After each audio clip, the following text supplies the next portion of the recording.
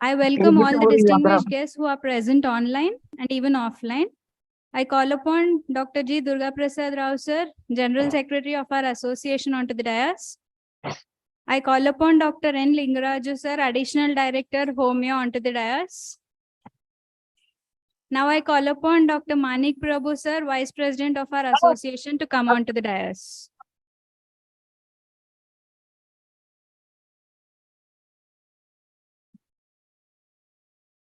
Okay. Now I request Dr. Durga Prasad Rao, sir, to introduce the session. अच्छा silent हम कर दो। हाँ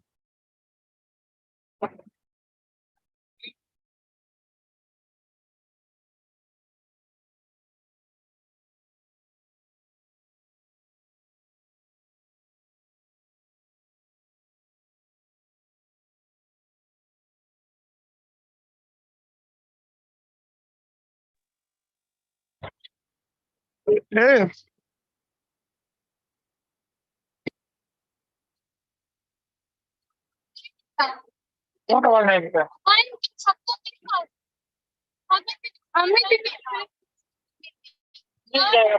रामजी सिंह सर माइक बंद कर दीजिए। माइक बंद करो, प्रोग्राम चालू हो रहा। जी माइक बंद कर लीजिए थोड़ी देर के लिए। माइक अभी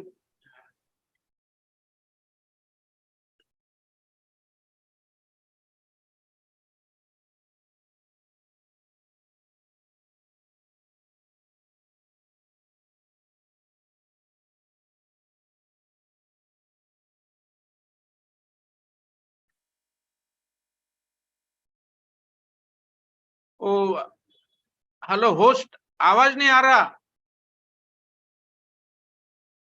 हेलो हेलो, आवाज नहीं आ रहा। आवाज 1 minute, sir. We'll look into it and get back.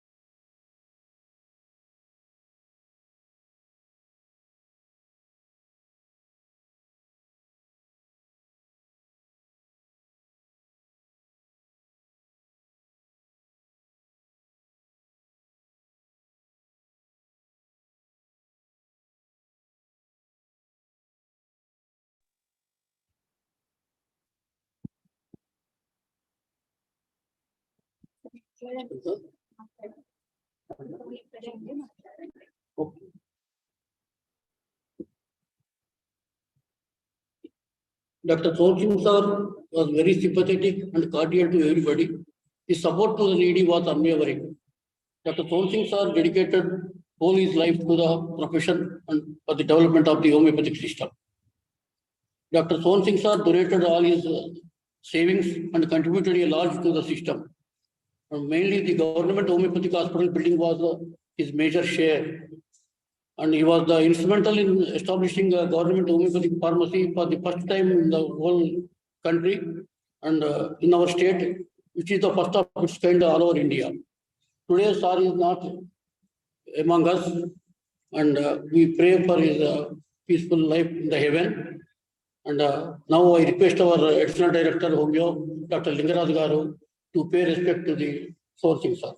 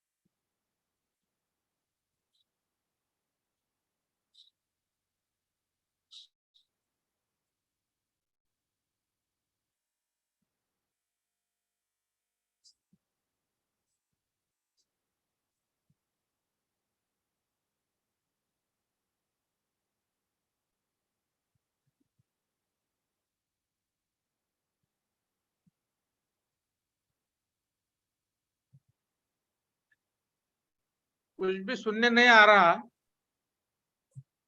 Hello,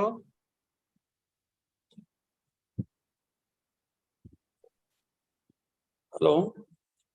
हाँ हाँ, ओके, आवाजें नहीं आ रही है भाषा जी। हाँ अभी अभी शुरू हो रहा है। उसमें वहाँ कुछ तो भी प्रॉब्लम है उनके सिस्टम में। Those who are participating in the evening session of memories of Dr. Swansingh Garu, by virtue कुर्सी लेके आओ, and in अरे कुछ चाय और पिलाइएगा लोगों को, मालिक कौन है? Sir Ramji I Singh sir, आप congratulate the प्रोग्राम चालू है, HMAT माइक people. माइक थोड़ा बंद Today है। is conducting the Shraddhanjali program of our Dr. Swansingh sir. Really, the Dr. Swansingh is a handyman of our Telugu states. He is a dedicated homeopath to development aspects in Telugu states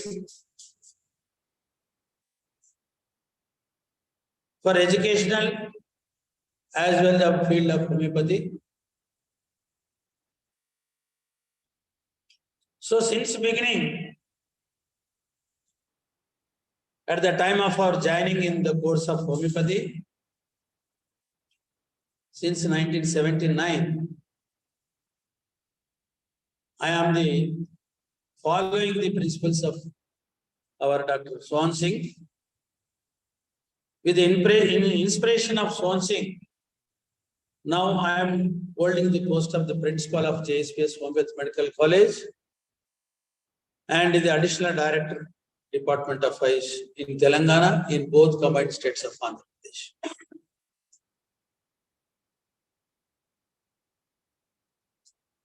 And is not only developed the education field of homeopathy,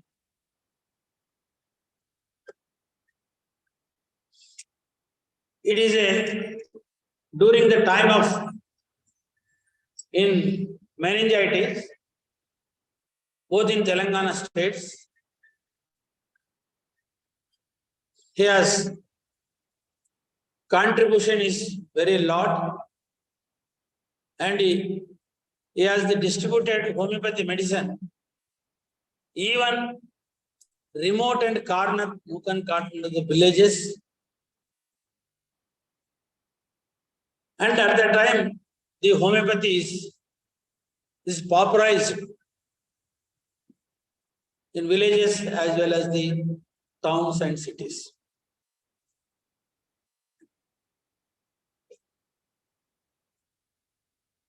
doctor స్వాన్సింగ్ గారిని చెప్పాలంటే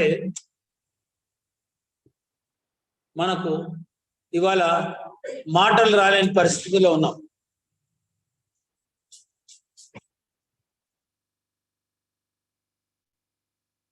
homeopathy college అనేటువంటి ఇక్కడ Jaisurya college, పొట్టిశ్రావణ Reddy colleges ఉండేవి. ఆ colleges combined లో ఎంతో మంది ఎన్నో ఘర్షణలతోటి, పాలిటిక్స్ తోటి దాన్ని యునైటెడ్ గా చేసి జేఎస్పిఎస్ గవర్నమెంట్ హోమియోపతి అని గవర్నమెంట్ కాలేజీలో మెర్జ్ అయిన తర్వాత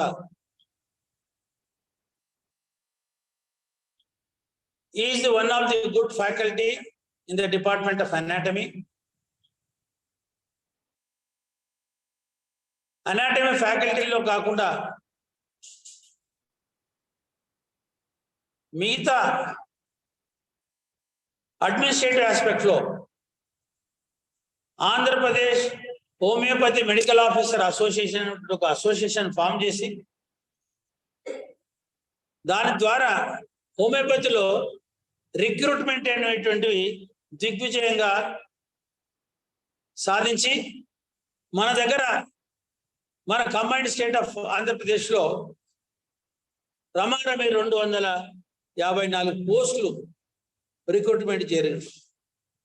అంతకుముందేమో ఓన్లీ ఫస్ట్లో మనకు Sudhakar sir is the only one medical officer in state of Andhra Pradesh. అట్లది medical officer association president అయిన తర్వాత ఆంధ్రప్రదేశ్లో ఒక మంచి గుర్తింపు సోహన్ సింగ్ ద్వారానే గుర్తింపు తెచ్చి మెడికల్ ఆఫీసర్ పోస్టులకు రిక్రూట్మెంట్ చేయడం జరిగింది.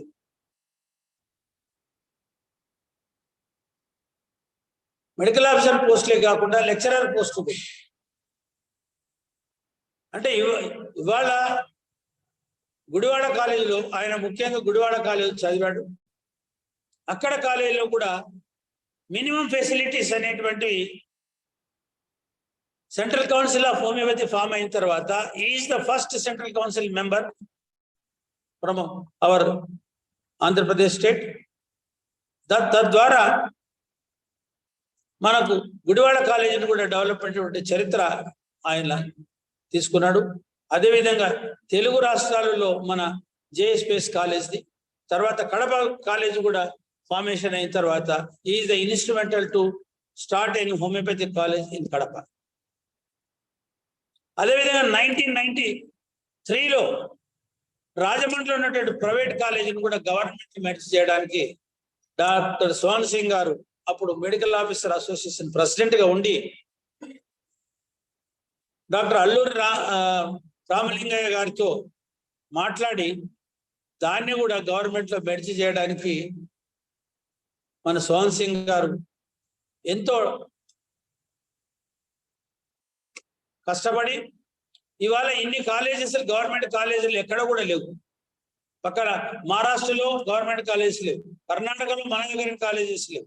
కానీ తెలంగాణ స్టేట్లో ఏపీ స్టేట్లో 4 హోమియోపతి మెడికల్ కాలేజ్ తీసుకొచ్చి ఘనత డాక్టర్ సోహన్ సింగ్ గారికి ఏదని చెప్పేసి నేను ఇవాళ సభాముఖంగా అందరికి కూడా చెప్తున్నాను. అదేవిధంగా ఇక్కడ కాలేజెస్ డెవలప్ చేయడం కాకుండా మినిమం ఫెసిలిటీస్ లేనప్పుడు కూడా ఆయన చాకచక్యంతో అందరినీ కూడా స్టూడెంట్స్ని ఇన్వాల్వ్మెంట్ చేసి స్టాఫ్ రిక్రూట్మెంట్ చేయడం, కాలేజీని డెవలప్ చేయడం, కాలేజ్ కావాలంటే మినిమం ఫెసిలిటీస్ తీసుకురావడంలో డాక్టర్ సోహన్ సింగ్ గారు ముందంజలో ఉండి మమ్మల్ని అందరూ నడిపించి ఆ రోజుకి కాలేజీని డెవలప్మెంట్ చేసినటువంటి ఘనత డాక్టర్ సోహన్ సింగ్. తర్వాత 1996లో 95-96లో కూడా ఇవాళ జేఎస్పీఎస్కి ఫస్ట్ పీజీ ఫ్యాకల్టీ రావడానికి, పీజీ డిపార్ట్మెంట్స్ రావడానికి డాక్టర్ సోహన్ సింగ్ గారు సెంట్రల్ కౌన్సిల్ మెంబర్గా ఇట్లా స్టేట్ ప్రెసిడెంట్గా ఆయన ఇన్స్ట్రుమెంటల్గా ఉండి మనకు ఫస్ట్ పీజీ హోమియోపతి కాలేజ్ తీసుకొచ్చే ఘనత డాక్టర్ సోహన్ సింగ్ గారిది. లేకపోతే ఇవాళ మనకు పీజీ కాలేజ్ ఫస్ట్ మనకు జేఎస్పీఎస్కి వచ్చేది కాదు. తద్వారా ఇవాళ జేఎస్పీఎస్ కాలేజీలో ఎంతో మంది క్వాలిఫైడ్ హోమియోపతి ఫిజిషియన్స్ దేశం మొత్తం కూడా నలుమూలలో ఇవాళ CCHలో, CCRHలో, సెంట్రల్ CGHలో మన డాక్టర్లు పనిచేస్తున్నారంటే దాని యొక్క ఘనత డాక్టర్ సోహన్ సింగ్ గారిదని మనం ఘంటాపదంగా తెలియజేయడానికి నేను ఎంతో ఆసక్తిగా ఉన్నాను. అదేవిధంగా ఇవాళ మన తెలంగాణ స్టేట్లో ప్రతి ఒక్కరు కూడా కాలేజీని డెవలప్ చేద్దాము అనేటువంటి ఇదితో ఉన్నప్పుడు డాక్టర్ సోహన్ సింగ్ గారిని సూపరింటెండెంట్ ఆఫ్ హాస్పిటల్ చేసినప్పుడు అంతకుముందు మనం ప్రతి ఒక్కటి కూడా ప్రైవేట్ బిల్డింగ్ లో ఉండేది. Government homoeopathic hospital 80 bedded hospital మనకు శాంక్షన్ చేసినప్పుడు ఇవన్నీ ప్రైవేట్ బిల్డింగ్ లో ఉండేవి. ఆ ప్రైవేట్ బిల్డింగ్ లో కూడా మనకు మిడిమిడిగినటువంటి ఫెసిలిటీస్ తోటి ఉన్నటువంటి హాస్పిటల్స్ ని ఆయన సూపరింటెండెంట్ అయిన తెల్లారి ఎంతో మంది పార్టీలకు అతీతంగా, ఎంతో మంది లీడర్లకు వ్యతిరేకంగా రాత్రి మన హోమియోపతి హాస్పిటల్ని జేఎస్పీఎస్ క్యాంపస్ లో ఒక విభాగాన్ని తీసుకొని అక్కడ ఓపీ ఫెసిలిటీ స్టార్ట్ చేయడం జరిగింది. అందరూ కూడా ఆయన వ్యతిరేకించారు. వ్యతిరేకించినప్పుడు ఆయన ఎవరు కాదు, is one man army, one man show. ఆ విధంగా ఇవాళ మనకు తెలంగాణ స్టేట్ లో ఒక గవర్నమెంట్ హాస్పిటల్ని ఓపీ ఫెసిలిటీ తోటి స్టార్ట్ చేసి అందరూ కూడా ఓపీ ఫెసిలిటీస్ అంటే మళ్ళీ ఐపీ ఫెసిలిటీస్ కావాలంటే సొంతంగా ఆయన సొంత డబ్బులతో అదే ప్రెమిసెస్ లో 2 ఫ్లోర్ల బిల్డింగ్ కట్టించి దాన్ని వాళ్ళ అబ్బాయి స్మారకారం కొరకు దాన్ని ధర్మకిరణ్ హోమియోపతి హాస్పిటల్ అనేటువంటిది ఒక హాస్పిటల్ గవర్నమెంట్ కి ఆయన డొనేట్ చేసి ఇవాళ మన ఈ స్టేట్ లో గవర్నమెంట్ హాస్పిటల్ ఉందంటే అది సోహన్ సింగ్ గారి hospital, that is Dharmakiran homeopathic hospital. లేకుంటే మనకు హాస్పిటల్ ఫెసిలిటీ అనేది ఇలా హోమియోపతిలో లేదు. ఇవాళ మనం చెప్పుకుంటున్నాం జేఎస్పీఎస్ కాలేజ్ ఒక మోడల్ కాలేజ్ అనుకుంటున్నాం. దానికి ఒక అనుబంధమైనటువంటి దవాఖాన గవర్నమెంట్ నుంచి లేనప్పుడు కూడా ఆయన సొంత డబ్బులతోటి ఆ రోజుల్లో రమారమి 25 lakhs ఖర్చు పెట్టి మనకు 2003లో దాన్ని కట్టించి మనకు గవర్నమెంట్ పరంగా చేసి ఇంతమంది హోమియోపతి వైద్య విద్యార్థులను చదువుకోవడానికి కారణమైనటువంటి డాక్టర్ సోహన్ సింగ్ ఆయన ఎవరు కూడా ఇవాళ మరవలేనటువంటి పని మనకు చేసి పెట్టినాడు. కాబట్టి ఆయన ఎప్పుడు కూడా మనం ఎట్టి పరిస్థితుల్లో కూడా డాక్టర్ సోహన్ సింగ్ గారు అంటే హోమియోపతి అంటే డాక్టర్ సోహన్ సింగ్ గారు అనేటువంటి ఈ తెలుగు రాష్ట్రాల్లో ఎప్పుడు కూడా చిరస్థాయిగా ఉంటుందని చెప్పేసి నిర్మాణం చేస్తున్నాం. అదేవిధంగా ఆయన హాస్పిటలే కాదు, ఆయన హాస్పిటల్ షిఫ్ట్ చేసిన తర్వాత జిఎస్పీఎస్ కాలేజీలోకి హాస్పిటల్ కట్టించడంతో పాటు ఆయన అప్పుడు కూడా సోహన్ సింగ్ గారు సెంట్రల్ కౌన్సిల్ మెంబర్గా ఉండి Telangana AP states medical officer ప్రెసిడెంట్గా ఉండి గవర్నమెంట్లో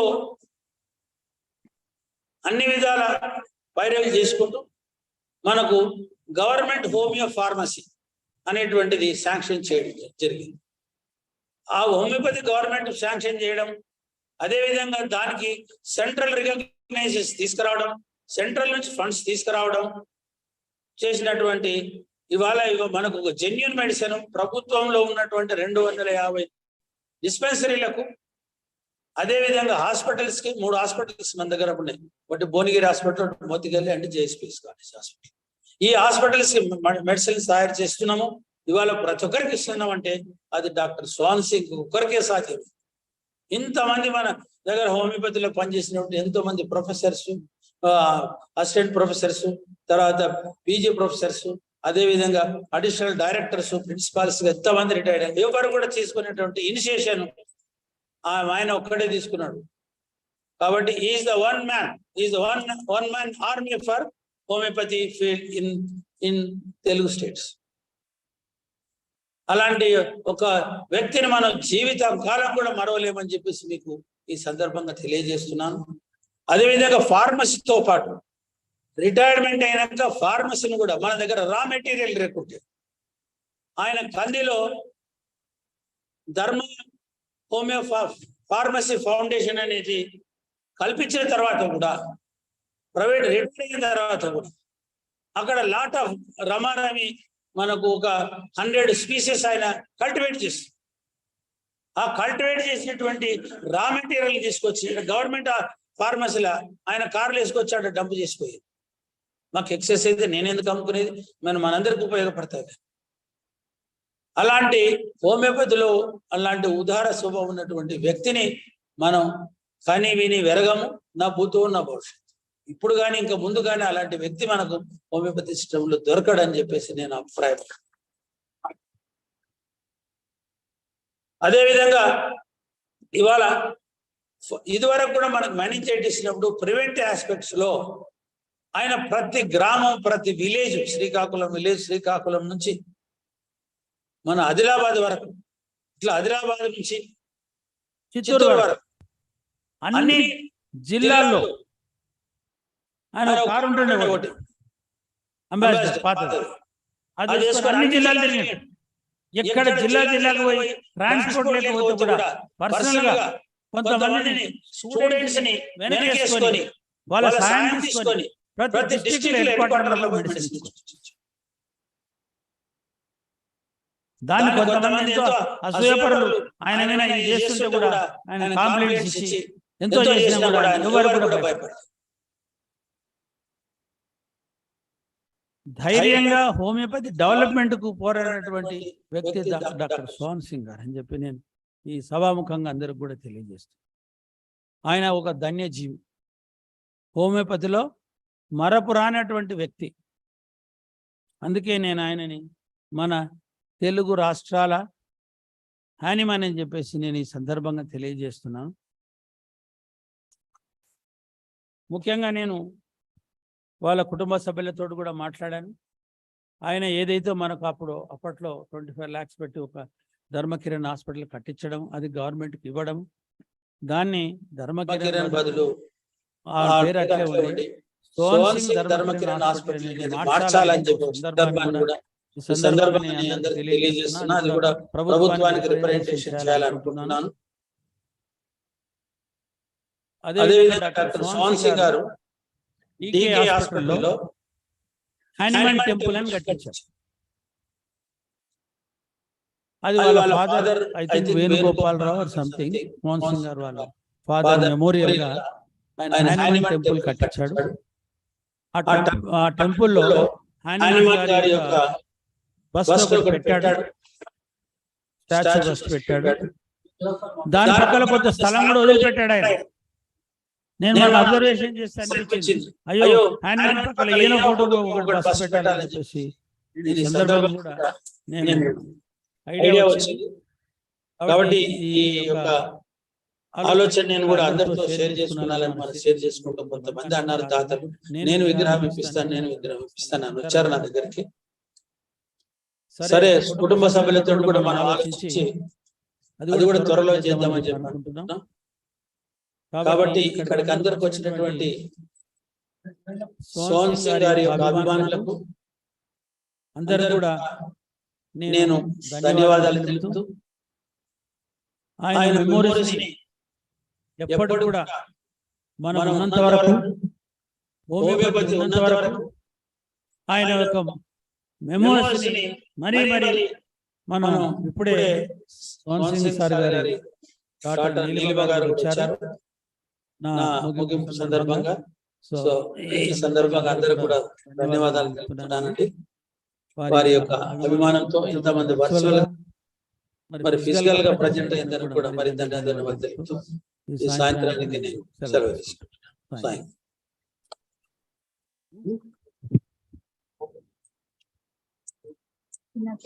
Thank you, sir. We acknowledge the presence of Srimati Neelima Garu, the beloved daughter of our Sir Master Dr. Sohan Singh sir. And sir, thank you, sir. Thank you for your coming. Now I request our veteran homeopathy of India and former chairman of Central Council of Homeopathy, Dr. Ramjee Singh sir, who is online. Just say a few words about Dr. Sohan Singh sir.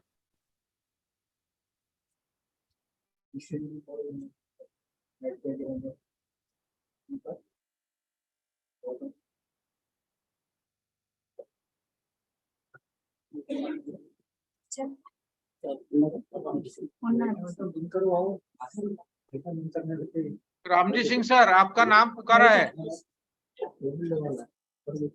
Ramji Singh sir, mic चालू करो, mic चालू करो।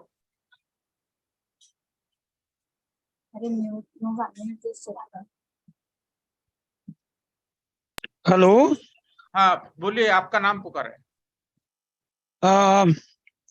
Thank you सबको। मैं आज बहुत बहुत बधाई देता हूँ कि आज डॉक्टर संपत राव का सुबह मुझे फोन आया, डॉक्टर सोहन सिंह, डॉक्टर भास्मे जी, आप जानते हैं कि आज हम लोगों के बीच नहीं रहे। और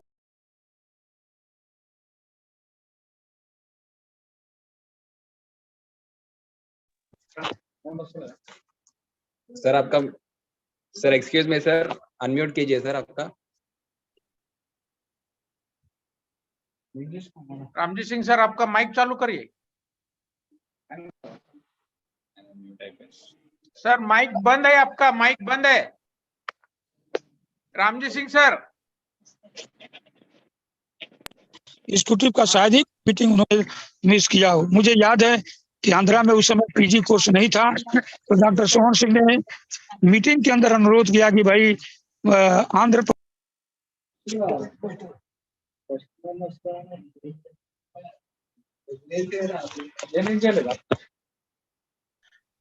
सर आपका माइक बंद हो रहा है। रामजी सिंह सर,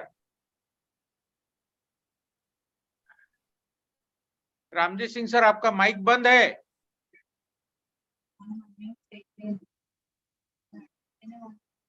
सर उनका अनम्यूट करिए ना। Hello organiser, please unmute his mike. वहां गए थे आंध्रा, तो डॉक्टर भास्मे जी आप भी थे। उन्होंने होम्योपैथी चिकित्सा क्षेत्र में सर ऑटोमेटिक అయిపోతుంది सर। तो माइक उनका बंद हो रहा। आप जरा ऑर्गेनाइजर देखिए, जरा उसको अरेंज।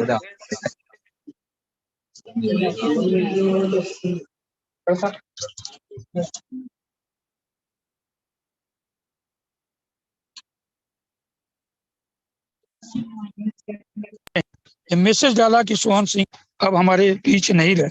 यानी एक दिन पहले तक उनका गुड मॉर्निंग न्यूज जो है हमारे ग्रुप में, सीसीएच ग्रुप में लगातार आता रहा। आज वो भी हमारे बीच नहीं है।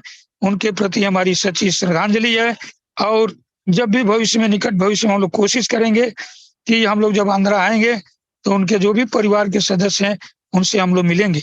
जहां तक हम लोग की सूचना है कि उन्होंने अपनी सारी संपत्ति, इवन की घर द्वार मकान जमीन सब बेच करके होम्योपैथी के विकास में सारी अपनी व्यक्तिगत पूंजी भी होम्योपैथिक फील्ड में लगा दी। और जो जेएसपीएस गवर्नमेंट होम्योपैथिक कॉलेज है उसके हॉस्पिटल में उन्होंने अपनी सारी संपत्ति डोनेट कर दी। इसलिए आज हमारे बीच नहीं है। मैं उनको और आंध्र प्रदेश के जो लोग इसको ऑर्गेनाइज किए हैं उनको मैं बहुत बहुत धन्यवाद देता हूं कि उन्होंने सोहन सिंह को याद किया। और भविष्य में हम लोग जब भी ऐसी स्थिति आएगी हम लोग सोहन सिंह के परिवार के साथ खड़े रहेंगे। और भास्मे जी आपसे आग्रह करेंगे कोई प्रोग्राम बनाइए कि आंध्रा चल करके उनके परिवार के लोगों से मिलें। यही मेरी सच्ची श्रद्धांजलि है।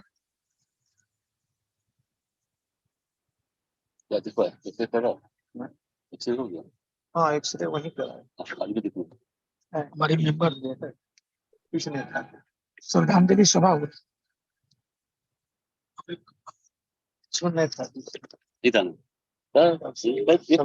नहीं संदेह हो गया ना। Ramjee Singh ji, now I request our beloved Dr. Arun Bhasme ji, the Vice Chairman of Central Council of Homeopathy, to say a few words about Dr. Sohan Singh sir. Vasudev आपके में कहीं प्रोविजन नहीं है BHMS का provision करने का। Doctor Sohan Singh आज हमारे बीच में नहीं है। और उनको श्रद्धांजलि देने के लिए आज वही तुम कह रहे ठीक है वेणुगोपाल और मेरा गौरी और आरबीटीएस का ही डॉक्टर आलोक संपत राव फर्स्ट बैच पास किया, बोर्ड में धरना दिया। इनके प्रयास से हमने मना कर दिया ये श्रद्धांजलि सभा यहाँ आयोजित जब तक की प्रोविजनल गई नहीं है। होगी तब तक कोई इस सभा प्रशिक्षण में उपस्थित आंध्र प्रदेश तेलंगाना के एडिशनल डायरेक्टर श्री लिंगराज जी, डॉक्टर लिंगराज जी, हमारे सेंट्रल काउंसिल ऑफ होम्योपैथी के पूर्व अध्यक्ष डॉक्टर रामजी सिंह सर, होमाई के अध्यक्ष दुर्गा प्रसाद जी और उपस्थित सभी डॉक्टर सोहन सिंह के प्रेमी। डॉक्टर दुर्गा लिंगराज जी और डॉक्टर रामजी सिंह ने यहाँ सोहन सिंह सर के बारे में कुछ बातें कही। डॉक्टर सोहन सिंह का मेरा परिचय एक्चुअली जब वो हमारे कॉलेज में इंस्पेक्शन के लिए आए थे 1988 में, हमारा PHMS कॉलेज कोर्स शुरू हुआ था और उन्होंने काफी उस टाइम हमको मदद की थी, क्योंकि हमारा कॉलेज एक बैकवर्ड एरिया में मराठवाड़ा के भीड़ में चलता था, अभी भी है। और वो हमारे काउंसिल के, सेंट्रल काउंसिल के मेंबर भी रहे हमारे साथ। उन्होंने as executive member of central council हमने साथ में काम किया।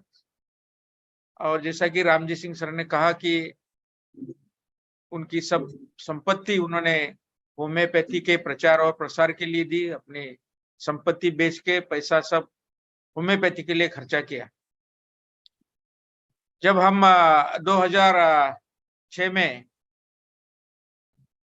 सेंट्रल काउंसिल का प्रेसिडेंट और वाइस प्रेसिडेंट का चुनाव था, तब वाइस प्रेसिडेंट के लिए डॉक्टर सोहन सिंह भी एक उम्मीदवार थे।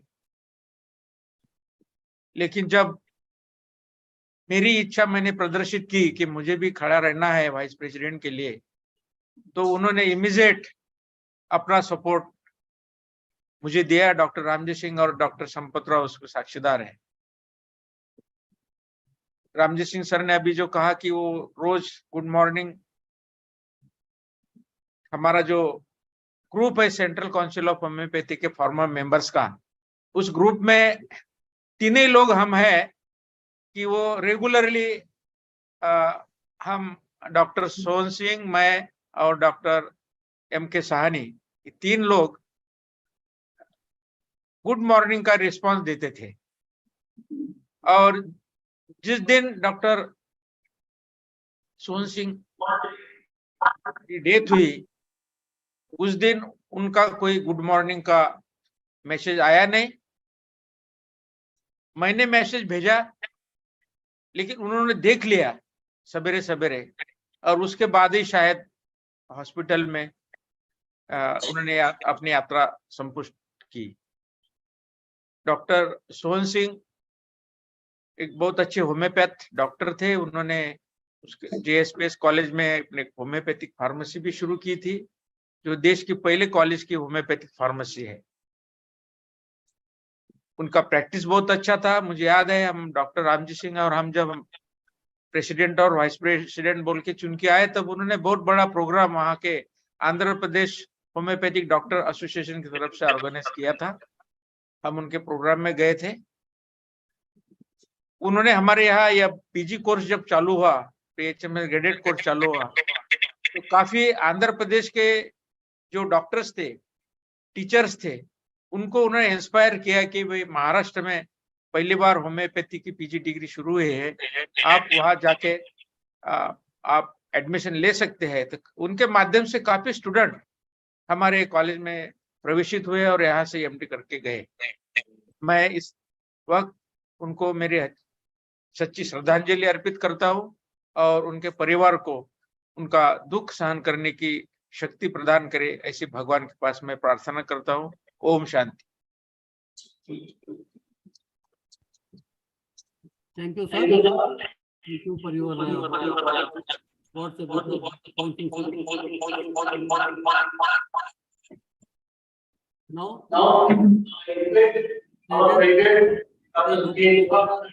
who is from Dallas City? I request Dr. Gopalakrishna sir to say a few words about our sourcing, sir.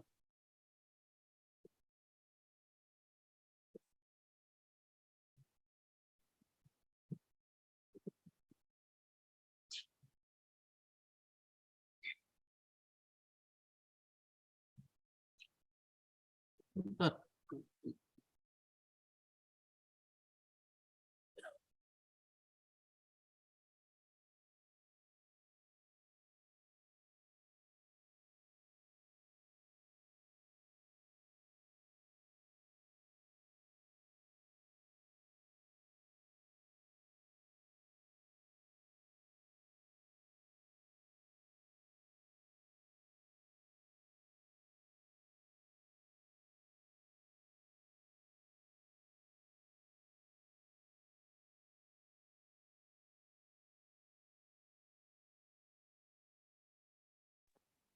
Am I audible? Hello. Yes, sir, you're audible. Yeah. Good evening, everybody.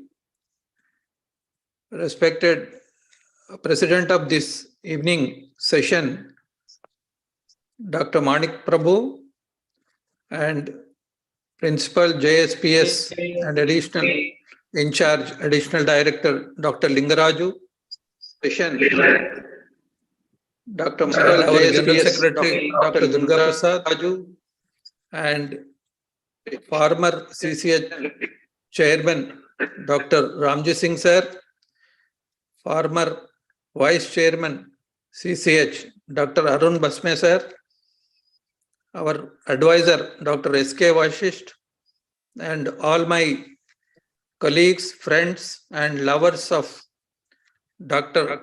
Sohan Singh sir, and the beloved daughter of Dr. Sohan Singh, Mrs. Neelima. I welcome you all to this condolence meeting being organized by our association.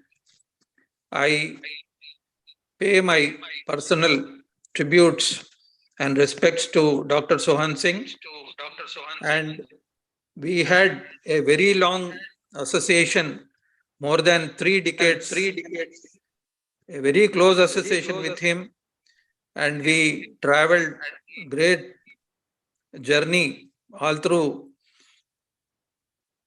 his life. So he was a great fighter. So he deserves the name Dr. Sohan Singh Joshi. Sohan Singh Joshi was a freedom fighter, a revolutionary, and founder of Gadar Party, and great soul. So his name is given by his parents. So he deserves that name, and he proved himself to be as great and much more greater than Sohan Singh Joshi. So we once again pay our rich tributes.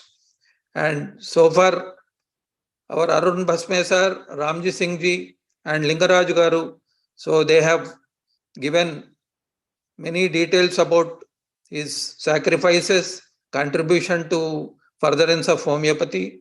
So he was instrumental in getting the postgraduate learning in homeopathy. So, and all over the country today, if we have enough number of postgraduates to teach students, so it is all, the credit goes to Dr. Sohan Singh. So the popularization of homeopathy in our state and erstwhile Andhra Pradesh state, the main contributor is Dr. Sohan Singh along with all of us. So he served as president of Homeopathic Medical Officers Association for more than 25 years. So in all these years, he strived very hard to see that the homeopathic system gets enough attention and support from the state government. And it was all because of him we got so much of recognition and patronage from the state government. So the credit goes to Dr. Sohan Singh, and he was a karma yogi. So till the last breath, he was working and he was pursuing homeopathic science. So he was a man of charity, man of great sacrifices, a brave and revolutionary minded person. So he achieved many things for homeopathy, nothing for himself, but for homeopathy, he achieved many things. For all that, we are greatly indebted to him, and we convey our heartfelt condolences to the bereaved family and all the people who are participating in this session. Thank you, one and all. Thank you, sir. Thank you for your excellent words about Dr. Sohan Singh, sir. And now I request our one of the advisors, senior homeopathic doctor, Dr. Vashisht, who is online, to say a few words about Dr. Sohan Singh, sir.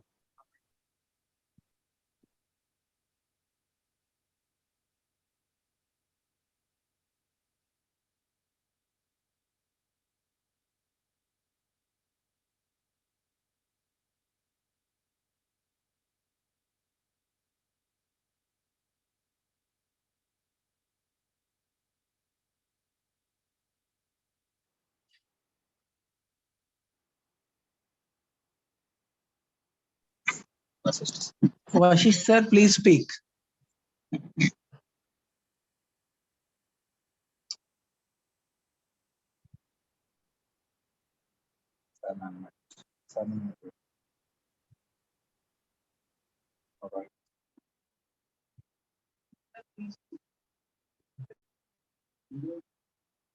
Vashisht, sir, please speak about Dr. Sohan Singh, sir.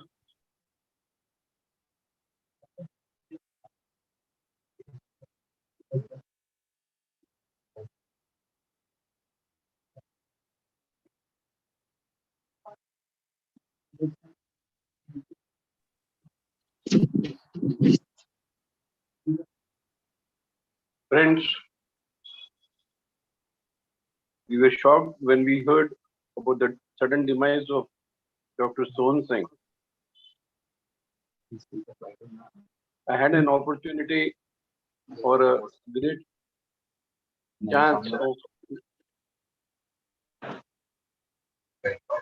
chance of working with him in setting up the government homeopathic pharmacy at Ramantapur. His love for homeopathy was he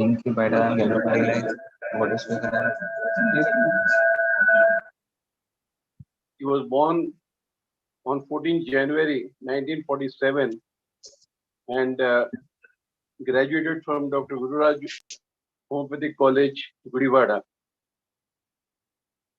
He joined as a lecturer in Prasad College. Then he came to our college at Jaisoorya. He used to be a lecturer for us in anatomy. And his love for teaching was to the extent that you'll be surprised that at that time we had shortage of dead bodies to teach homeopathy. You'll be surprised that he used to purchase dead bodies and bring them in his car, in his ambassador car, to see that the students are taught properly. Then he found that homeopathic medicine should be manufactured or prepared in a quality wise. At that time, we did not have this GMP standard, but his love or his liking for manufacturing was to the extent that he started in a small way in a room in the Jaisoorya College, and then went on to get a grant from the government of India for more than 1 crore, and he set up a pharmacy, which I feel should be the only homeopathic government pharmacy in the world. It's now GMP standard, and I had an opportunity of being with him for almost few months to set up that pharmacy, and his desire that homeopathy should be taught in the best possible way and the students should get knowledge to the maximum extent. As it is, everyone has told us that yes, everyone knows it, that he has donated all his earnings to the government hospital. It's a very rare that you find an individual of that type. He also was instrumental during the epidemic, that is Japanese brain fever. He took over from Dr. G.L. Shastri the BCT project, and it was he who has brought more awareness to the world, and he was the person behind eradicating Japanese encephalitis during that time. He was running charitable hospitals where he used to not charge any fees, say any consultation fee. He had an at Hyderabad and Vijayawada. And I feel that he was a Mahatma of homeopaths. Thank you, sir. Thank you, friends. Thank you, sir. Now I request our former president, Medical Association of Telangana, Dr. Sampath Rao sir, former General Council for Homeopathy member from Karnataka State. I request Dr. Sampath sir to say about Dr. Sohan Singh sir.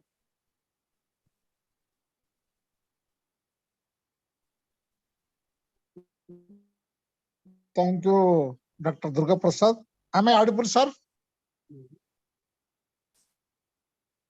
Yes, sir, you're audible, Yes, sir. yes, yes, sir. Please Yes, continue. sir. Okay.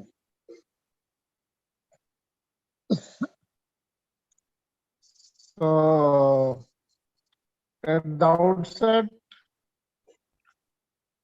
I am grateful to the HMAT organization for express my tribute to Dr. Sohan Singh sir.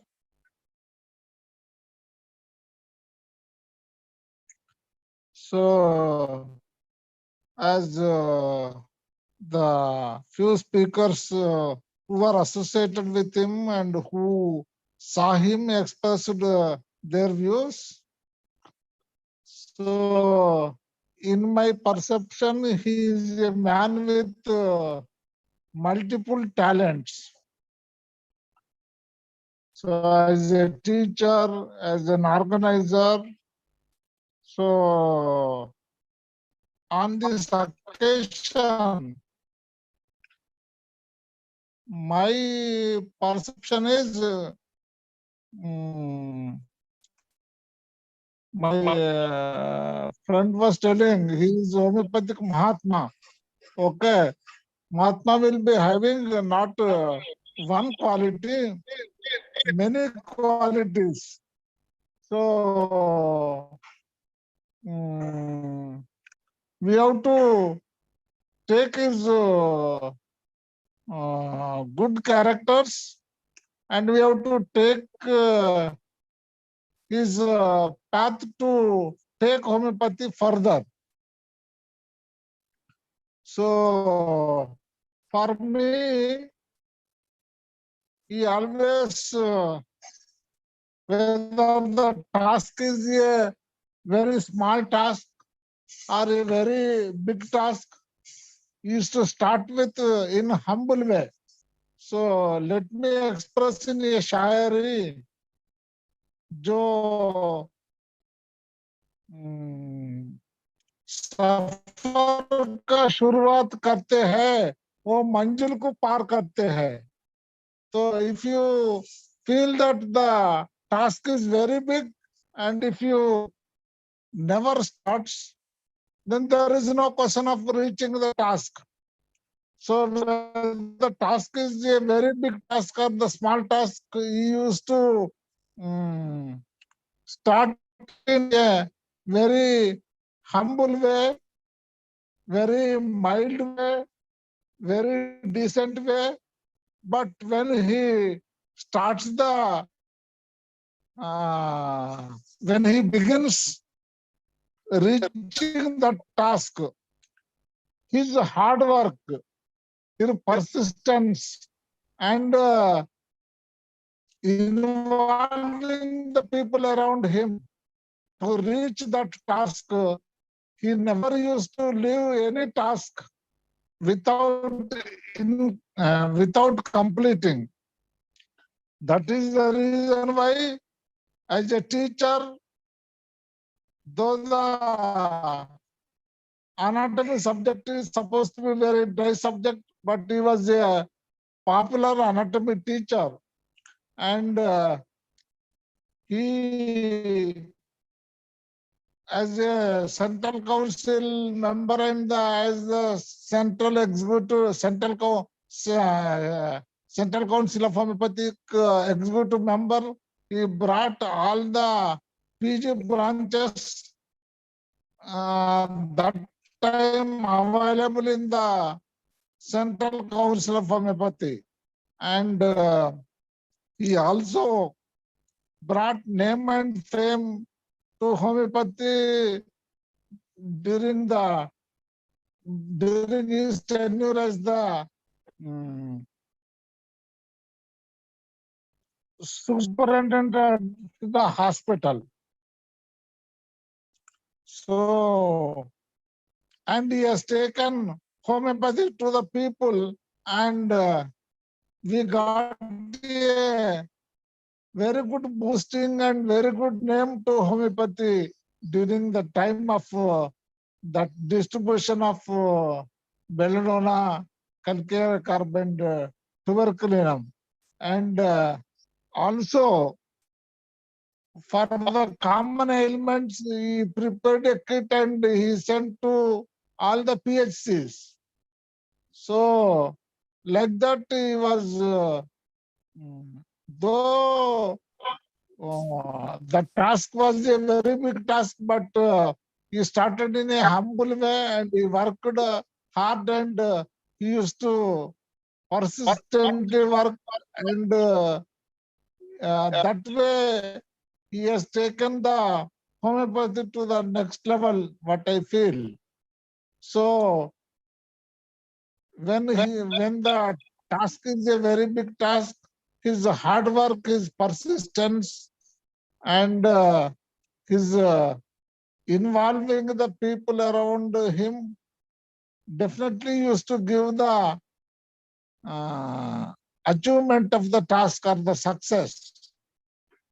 So, to conclude his personality,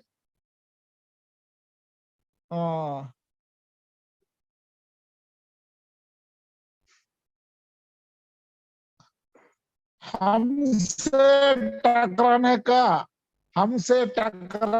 का ये जमाने में दम नहीं है, हमसे टकराने का ये जमाने में दम नहीं है,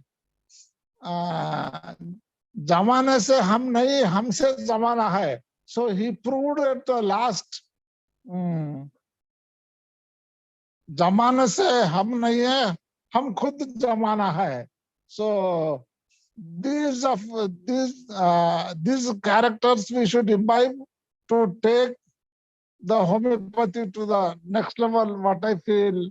So for the youngsters, he is a very good role model, and some of his good characters we can, his hard work, his simplicity, his persistent work, his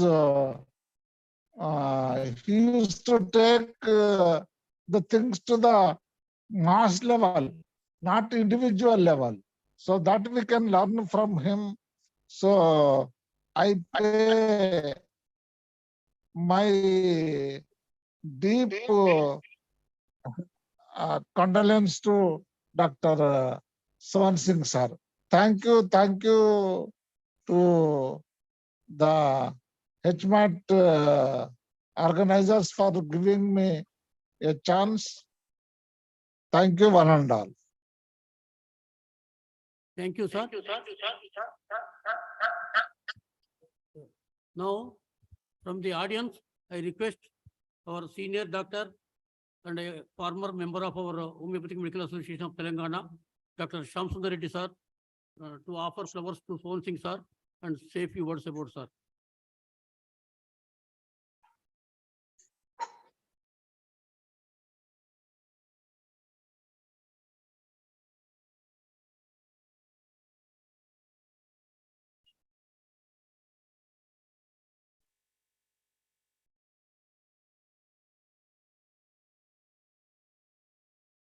respected leaders of HMAT, and my dear friends. At the very outset, I express my deep condolences to the great soul of Dr. Sohan Singh. I was one among the first generation of his students. I belong to 1977 and 78 batch of homeopathic medicine. At that time, it was only a diploma. As you all know that most of us take admission into homeopathy as an alternative system or as an alternative course. We try for MBBS, we try for BDS and other professional courses.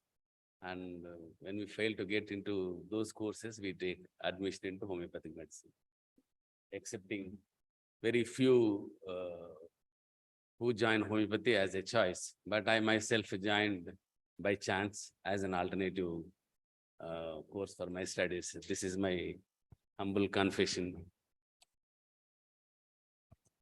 As everyone, we also very humbly go to the college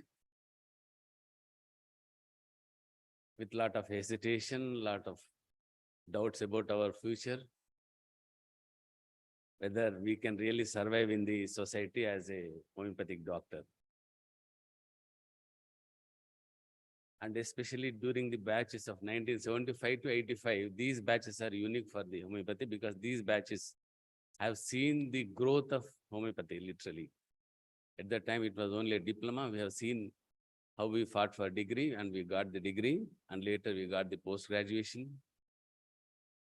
Homeopathy college used to be housed in a very, very small building. And now we have our own a huge building housed at the university campus, that's at Ramantapur. All this growth was possible with the lot of struggles and sacrifices made by all the students and the faculty. And I attribute that the most of the credit should go to Dr. Sohan Singh.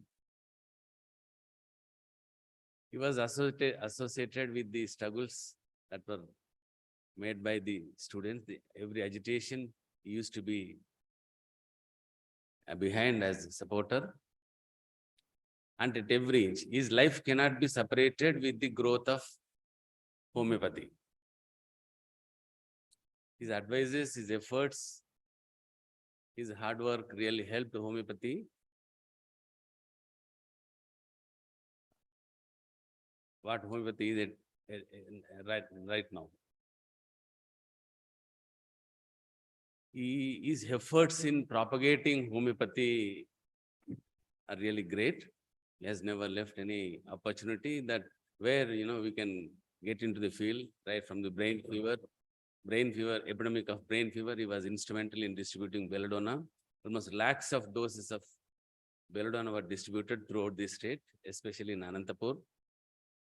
And during the epidemic of conjunctivitis and during the pandemic of corona, all the such situations, he played a great role. He seized the opportunity and proven the role of homeopathy in containing and controlling these epidemics and pandemics. As rightly mentioned here, he is not only a passionate teacher, he is a great and compassionate leader also. So therefore, I attribute whatever the status of homeopathy right now to Dr. Sohan Singh for his great efforts. For him, homeopathy is not just a means of livelihood. For him, homeopathy is a way of life. He loved homeopathy so much that he was emotionally attached to homeopathy. I think it is second, apart from his family, he used to love homeopathy so much that he thought about the growth and the development of homeopathy. And towards the end of his life, he spared most of his time for his practice. It was surprising to see in the midnight, patients used to wait for him at Vijayawada practice. He used to sit for consultation from 2 a.m. or 4 a.m. in the morning until the next day at 9 o'clock or till midnight. So that is how his practice used to be. He used to see hundreds and hundreds of patients at Vijayawada and also in Hyderabad. So I once again, I express my condolences to the great soul of Dr. Sohan Singh and also to the bereaved family. I appreciate the presence of Madam here. Thank you so much for the organizers for giving me to express my condolences to the great soul of Dr. Sohan Singh. Thank you so much. Thank you, Shyam Reddy garu. Now I request our one more senior doctor, Telangana All Doctors Association General Secretary and Senior Homeopathic Doctor, Dr. Venkataramana, to offer to few words about Sohan Singh, sir.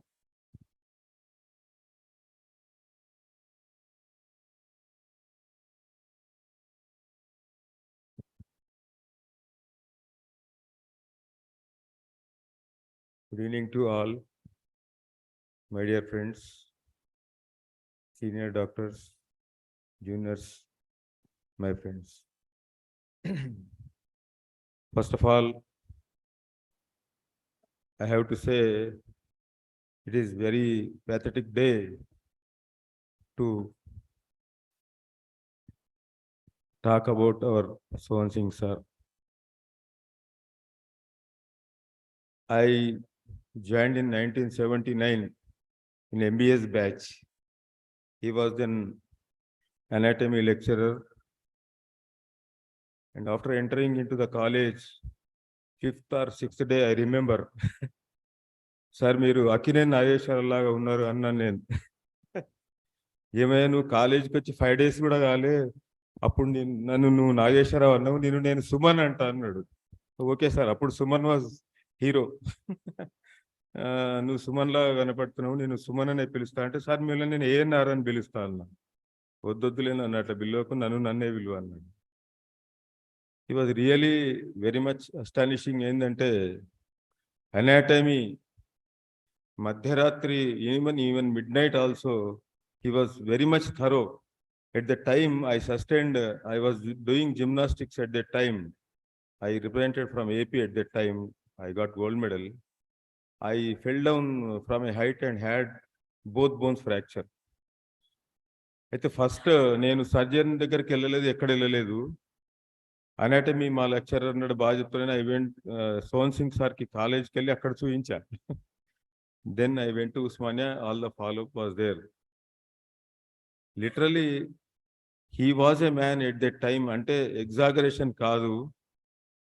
He was a man of excellence, human touch.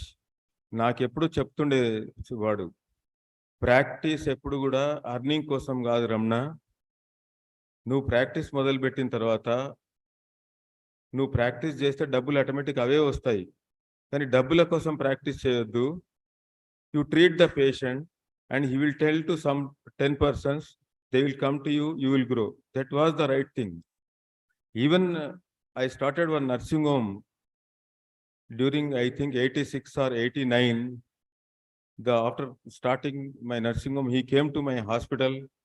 వచ్చి చూసేసి congratulations చెప్పి patients అందరికీ introduce చేసిపోయింది. Is నా student, he is very much thorough in the subject, మీరు నమ్మకంగా మందులు తీసుకోండి అని చెప్పి. After that it was a pathetic way, you know his son. ఆ టైంలో మేము చదివేటప్పుడే ఆయన సన్ ఎవరు చనిపోయినారు అన్నారు, మాకు అప్పుడు డీటెయిల్స్ తెలియవు. So he has given charitable very much, he has done to the society, college, particularly homeopathy, and he was thorough knowledge in allopathy also. I know that thing. He was having command in all the subjects including homeopathy. Not only homeopathy, he was having command in all other subjects including anatomy, surgery, pathology, physiology, everything. నేను first ఇయర్లో ఉన్నప్పుడు I failed in anatomy. Sohan Singh sir student నయ్యి ఉన్నా అంటే I was general secretary at that time to college. నేను అసలు concentrate చేయలేదు, చదవలేదు, ఫెయిల్ అయిన తర్వాత రిజల్ట్స్ వచ్చిన తర్వాత నన్ను పిలిచిండు. రమణ, నువ్వు నా స్టూడెంట్ అయి నువ్వు ఫెయిల్ అవ్వడం ఏంది, ఎందుకై నువ్వు? నేను చదవలేదు సార్, లిటరల్గా నాకు అనాటమీ రావడం లేదు సార్. రియల్గా చెప్తే అసలు నాకు అనాటమీ ఏం అర్థం కాలేదు సార్. మీ క్లాసెస్ తక్కువ అటెండ్ చేసిన నేను కాలేజ్ జనరల్ సెక్రటరీ అయిన తర్వాత. అంటే ఒకరోజు పిలిచినాడు నన్ను. యు రేజ్ యువర్ హ్యాండ్ అన్నాడు. I raised my hand. This is radius ulna, tibia fibula, hip, scalp, skull. ఇంతే అనాటమీ. ఏముందాడా? ఒక బోన్ తీసుకో, 10 రోజులు ఒక బోన్ చదువు. ఎందుకు రాదమ్మా? అనాటమీలో నువ్వు పర్ఫెక్ట్ అయిపోతుంది. I have done the same things literally. Fail అయిన తర్వాత ఒక్కొక్క బోన్ తీసుకొని జస్ట్ సింపుల్గా చెప్పినాడు నాకు. ఎంత సింపుల్ అంటే radius ulna, tibia fibula, hip, scalp, skull. Very simple, దాన్ని కాంప్లికేట్ చేయకుండా. So now కాన్ఫిడెన్షియలీ I can tell that I can teach anatomy now. అంత పర్ఫెక్ట్ అయిపోయింది. He was the thing. అంటే ఎన్నడూ కూడా కన్నింగమ్స్ మాన్యువల్ అనాటమీ కదా, ఆయన ఒక్కరోజు కూడా బుక్స్ చూసేవాడు కాదు. నోటికి ఇట్లా చెప్పుట్టు పోయేవాడు. అండ్ ఈ all the students are very much satisfied. After all a good anatomy professor, good humanitarian, excellence, everything. I can say that a true definition for a human being. Thank you all for giving opportunity to talk regarding him. I was so much associated, and I was a lovable student for him. Sir, వాళ్ళకి మీ ఫ్యామిలీకి కూడా భగవంతుడు ఆయన చేసిన కృషికి ఆయురారోగ్యాలు, ఐశ్వర్యాలు ఎప్పుడు ఇచ్చి మీ అందరినీ కాపాడాలని భగవంతుని కోరుకుంటూ నేను విరమించుకుంటున్నాను. Thank you all. Thank you, Venkataramana. Now I request Srimati Neelima garu just to offer flowers to Dr. Sohan Singh sir, the beloved doctor of Sohan Singh sir. And I request the Nalnikant garu, the brother-in-law of Sohan Singh sir, to offer the flowers to Sohan Singh sir.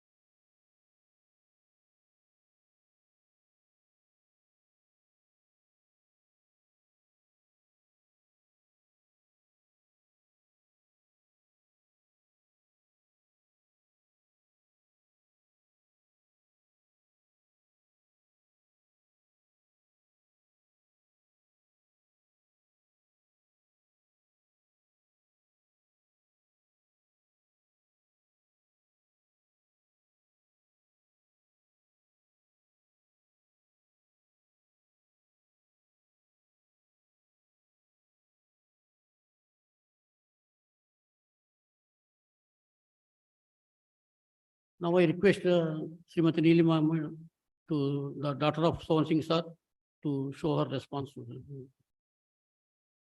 Hello everyone. I'm sorry, I have to say sorry. My throat is not feeling good. Kani, it's very nice to see everybody. It's very nice to see everybody from CCH and the college, and you are his most beloved students, most beloved homeopathy professionals, to say so many good words about him.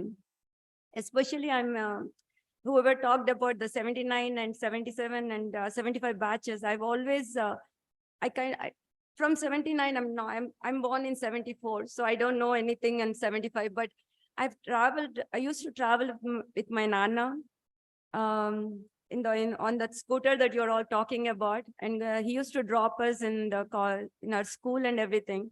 And he used to take us to Kachiguda College into the anatomy lab, literally after hours. I told my mom about this and everyone also. I was very scared of seeing the skeletons hanging, the bodies on the stretchers in the anatomy lab. And the way he walks, if you all remember, the way he walks is, he'll get down from the scooter and he runs. There is no walking. He actually walks super fast. If you don't keep up with him, then you're way behind. Nenu ma tammudu chala chinna pillalamu. My brother was 3 years younger to me. So he used to walk slowly, and my dad used to go up behind the mortuary, whatever the room where the bodies come, he used to accept them. So we never saw him, and we were scared about the bodies, and always he said, what is there to be scared about? This is your body. This is how your body. So he would take us to the body and show us everything. And I don't know how he did it, but I was pretty interested in all that. I wanted to become a doctor, which I didn't. But he used to prepare, when you were saying about the teachings, he always said, I have to be prepared to teach everybody. I have to be thorough in the subject. He's thorough, but he used to be still referring to the new material, new things, every day between 4 to 6 o'clock. So I see the dedication, like you all said, the dedication that he had for homeopathy. Homeopathy is not a profession for him. It was his life. We are all second in the line. The kids, everybody, we were second in the line. Even when my brother passed away, he wanted to do something for homeopathy. That is what he was feeling. He asked us, I'm going to do this, and are you okay with it? We said, it's all whatever you earned, please do whatever you feel like. And I saw that, okay, maybe after retirement, I thought he'll slow down a bit. Actually, he became more busy after retirement. And the service that he does, it's not about money. You all know that it's not about the money, it's about the people. Vijayawada used to be a big deal for him, because he used to say, for Vijayawada, the people who are coming to his practice are coming from the villages very far away, and they spend a lot of money to come there. They don't have money, but they want to come. So he used to make the most of the time, like in the sense from 2 to 10 o'clock, whatever it is, to spend time to treat them. And it was a dedication, I have to say, it was a dedication that I've never seen anyone. I'm not saying this because he's my father. The dedication that he had for that was tremendous. Like, even when he came to visit me in US, he stayed literally 4 days so that he can go back and go to Vijayawada for the next 2 days.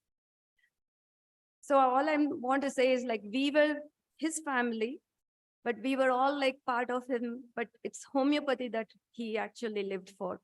And I'm only glad. I miss him.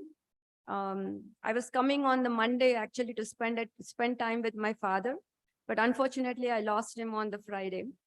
I miss him a lot, but I feel very happy that he died actually doing what he loved. He looked at like around 100 patients, did what he had to do, and then he passed away. So I think he lived the way he wanted to.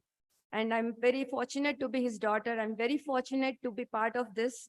And I'm very fortunate that I'm hearing you all, because everything that sometimes I feel I missed him in my life. He was doing so many things that I'm hearing, which is, I'm very lucky for that. And thank you for actually having this occasion for him and sharing your memories. It's really a blessing for me. And if I can get a recording of this, I would really love. If you have a recording, please do share with me too, because I missed few parts of it. Thank you. And I have to say, I didn't prepare for this, so I just spoke whatever I have to. So thank you, madam. Thank you for your reflection. Thank you. And now I thank you one and all for your presence and paying tributes to Dr. Sohan Singh sir. Now, as the time is not very limited, and now we have one more session, Dr. Jaisoorya Jayanti Oration. Usually we conduct every year September last Sunday, being the birth month of Dr. Jaisoorya, who born on 26th September, commemorating his 124th birth anniversary. Today we are conducting Jaisoorya Jayanti Oration. Now I request Dr. Bhai to make an announcement of Dr. Jaisoorya Oration. Good evening, everybody. Indeed, an honor to be here amongst you all. I was born in 1998, ma'am. I've never met sir, but I've heard a lot about him. And listening to you all today, I feel like I was a part of everything that he has done and the lives he has touched. It's an honor to be here in front of you all. Moving on for our second session today. On behalf of HMAT, I welcome you all for today's Dr. Jaisoorya Jayanti Oration Day, co-sponsored by Shri Surya Manik Homeo Pharmaceuticals and Shri Surya Teja Homeo Stores, Hyderabad. To begin with, I would like to first call upon our president, Dr. K. Gopal Krishna Rao, sir, to please address the gathering.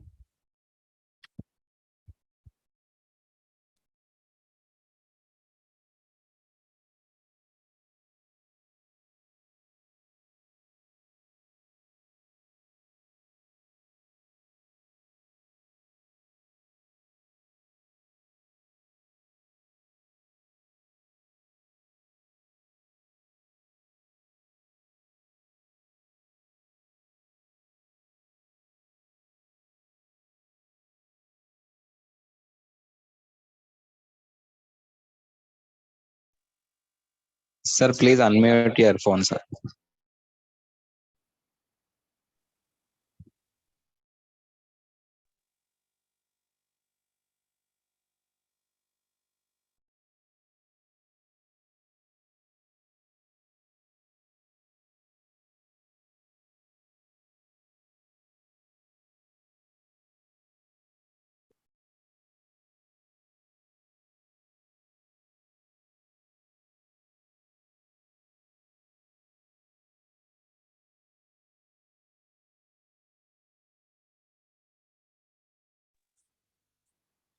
Hello. Hello. Continue, Yes, sir, you're audible, sir. Please continue. Yeah, good evening, everybody. A hearty welcome to Dr. N.M. Jaisoorya Jayanti Oration. And I welcome all the audience and participants of the Zoom session for this memorial oration. And dignitaries on the dais, our General Secretary, Dr. Durga Prasad Rao, and Vice President, Dr. Manik Prabhu, and Dr. Linga Raju, Additional Director and Principal, JSPS, and our Dr. Venugopal Gauri, and all the executive members. And on behalf of our team, we extend a hearty welcome to all the participants. And distinguished speaker of today's evening, Dr. Soujanya from Dallas, USA. I extend hearty welcome, and we are eagerly waiting to hear you. So today we are having this session in memory of Dr. Jaisoorya, who was our founder, one of the founder members of our association. So he was a great personality, a great physician, great politician, and great labor leader, freedom fighter, a many multifaceted personality he was. He made a great contribution for the development and recognition of homeopathy in the country and in our state especially. So we pay our rich tributes and heartfelt tributes to Dr. N.M. Jaisoorya. And I also thank the co-sponsors, Dr. Surya Manik Pharmacy, Dr. Manik Prabhu, and I welcome you all. Today we have a very distinguished speaker, Dr. Soujanya from USA, Dallas.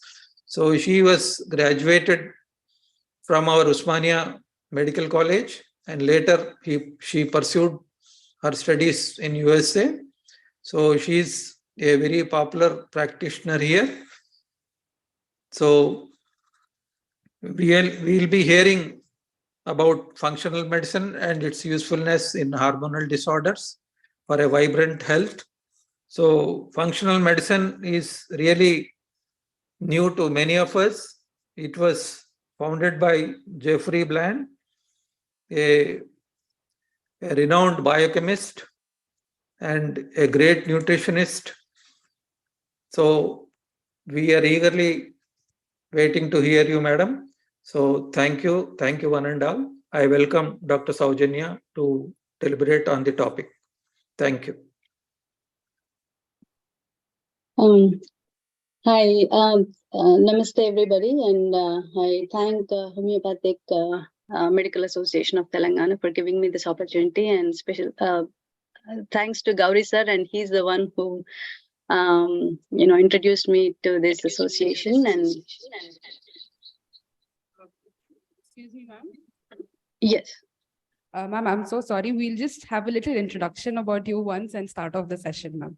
Just give us a few minutes. I would like to call upon Durga Prasad sir to speak a few words about HMAT.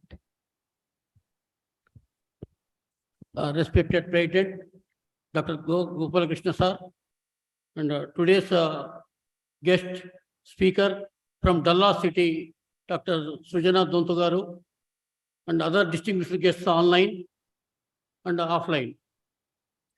Today, the 124th birthday anniversary of Dr. N.M. Jaisoorya, a staunch believer of homeopathy and the founder of our Homeopathic Medical Association of Telangana, the then Andhra Pradesh Homeopathic Association, which was founded by Dr. N.M. Jaisoorya and some other doctors like Sheshachari and others in 1959. Dr. N.M. Jaisoorya was a proficient postgraduate in allopathic science, MD pathology from Berlin. And after completion of his medical studies, returned to India and entered into the politics. First, his entry was into Communist Party, but because in those days in 1951-52, the left parties were banned for some time. So he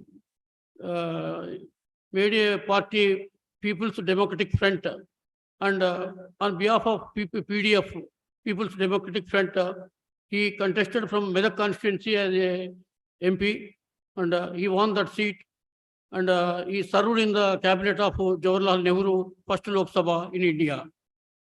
And while serving as MP, he fought for the recognition of homeopathy in India, and especially in Andhra Pradesh. And fortunately, the Andhra Pradesh was the first state in India to take the official recognition of homeopathy by government of India. Then after Andhra Pradesh only, all over India was recognized by the government. So that was the good efforts of Dr. N.M. Jaisoorya. And though he was a serious practitioner in allopathy for more than 1 decade, and due to a small incident, seeing the result of would-be amputated gangrene cured by the sickle curve 30 incident, accidentally he was come across that incident, and he turned as a full-fledged homeopathic doctor and practiced and trained many homeopathic graduates.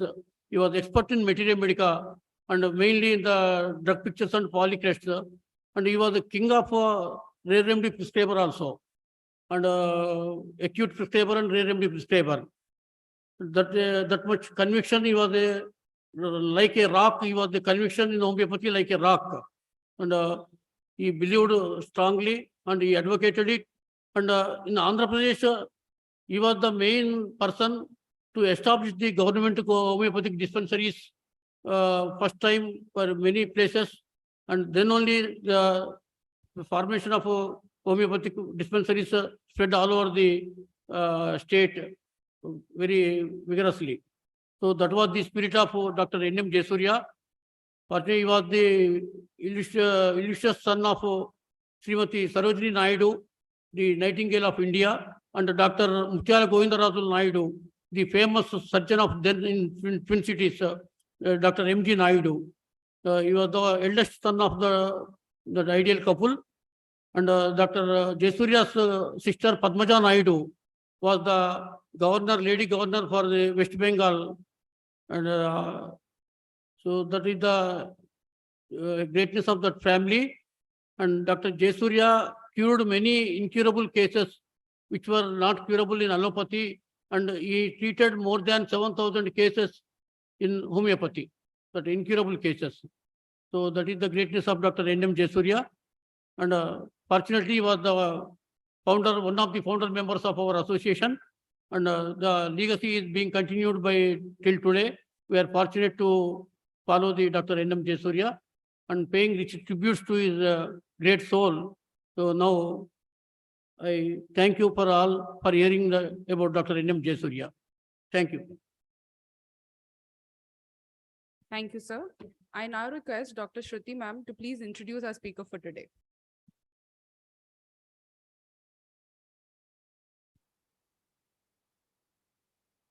Dr. Soujanya Donthu ma'am completed her MBBS from Osmania Medical College, Hyderabad, after securing state third rank in MSET. She went to USA and completed post-graduation in internal medicine in Pennsylvania. During her post-graduation, she worked on several research projects at renowned institutions like Hospital of University of Pennsylvania and Hahnemann University Hospital. She worked closely with Dr. James Reynolds, who is well known in the field of gastroenterology. Her abstract on colonoscopy was published in American College of Gastroenterology. She worked as an attending physician at Hahnemann University Hospital before moving to Texas. In an effort to serve people better, she went on to train in functional medicine through Institute of Functional Medicine.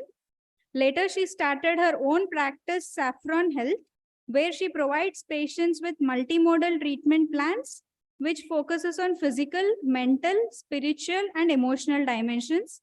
She helped numerous individuals on their path to vibrant health. Functional medicine is her passion, and she practices her passion. Now, I request our speaker, Dr. Soujanya Donthu ma'am, to continue the session, Functional Medicine Approach to Hormonal Imbalances, a Path to Vibrant Health.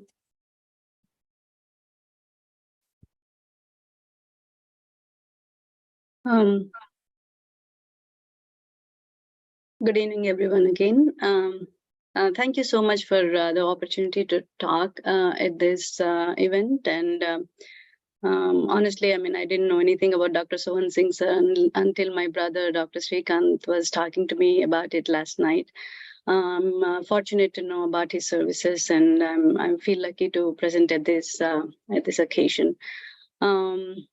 Again, before any speaking, I thank my parents, without whom I won't be here, and especially my father, who is my role model.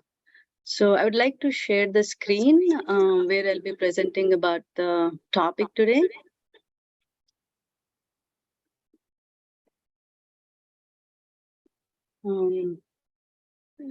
Are you able to view the screen?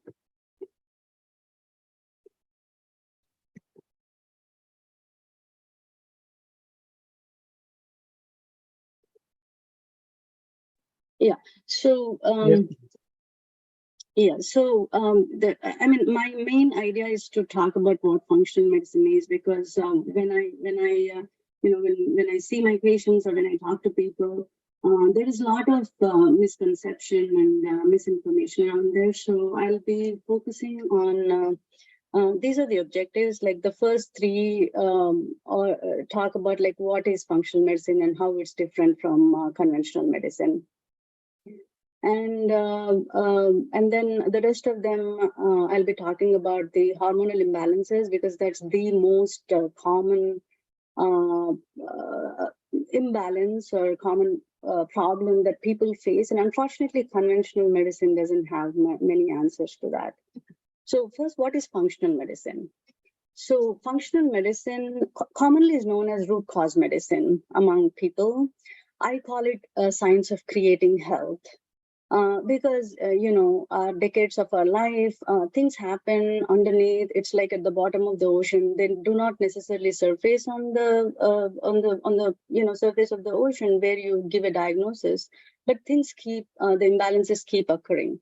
So we go back to that bottom of the ocean and create health. How do we do that? We ask why and how the illness occurred. For example, somebody has prediabetes, somebody has diabetes. So we ask like why this happened and how this happened. Look at the imbalances in the physiological processes, restore the optimal health and wellness. So, and the treatment plan the functional medicine uses is multimodal. When I say multimodal, it's not just, I think I'm hearing an echo. So when I say multimodal, it's not just like a medication for something. So we use lifestyle interventions. So the 5 main aspects of functional medicine focuses in terms of lifestyle interventions is diet, exercise, meditation, sleep, and relationships. And targeted therapy. When it comes to therapy, it's targeted because we have the test where we can look into precisely what went wrong and address it directly, not just giving something for a general impression. So precisely functional medicine is root cause medicine, precision medicine. Precise.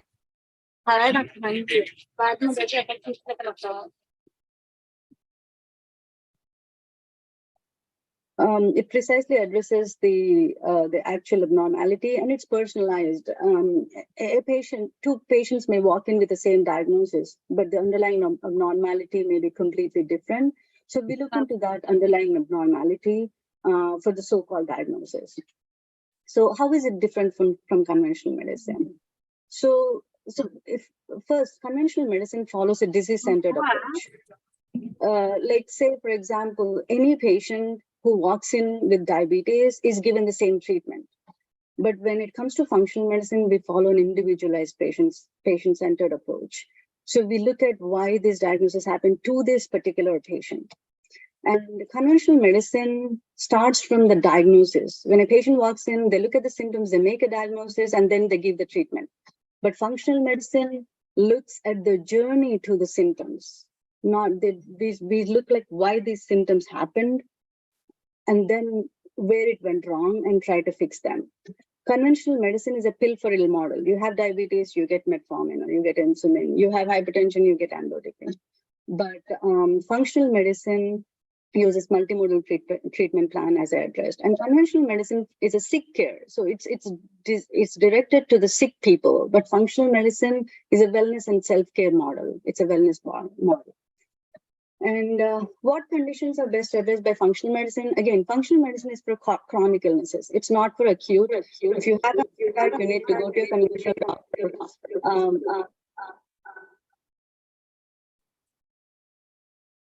Yeah, so my practice, having a lot of equipment. So yeah, my practice addresses this, the following for functional medicine program: hormonal imbalances, mental health issues like anxiety, depression, digestive issues like irritable bowel syndrome, where the conventional medicine doesn't really have much answers. They are given symptomatic treatment, autoimmune conditions, resistant weight loss patients, long COVID, and health optimization. So when is the best time to see a functional medicine doctor? I would say when you're not sick yet. Don't wait until you get a diagnosis. Why? Because diseases do not happen overnight. For example, for pre-diabetes to surface, or for your doctor to say check an A1C and say that, oh, you are pre-diabetic, it takes 10 years for that to develop. Functional medicine can look at that progression and tell us like, oh, okay, 5 years later, you might have pre-diabetes. Let's, work on it now. Because we have tools, we have tests to check, even to the point of mitochondrial function. Like the tests we do are at the cellular level. We can look at the mitochondrial function. We can look at the oxidative stress. We can look at the metabolism, like fats, proteins, and carbs, how you are metabolizing. Like, why are you not losing weight? We can look at the nutrient markers. We can even look into the neurotransmitters. Like, what's going wrong? How are you burning your neurotransmitters? Where can you make a change? So that's how precise we can look at. And coming to the hormonal imbalances, today's topic. First, we'll start off like what are the hormones which are present in our human body.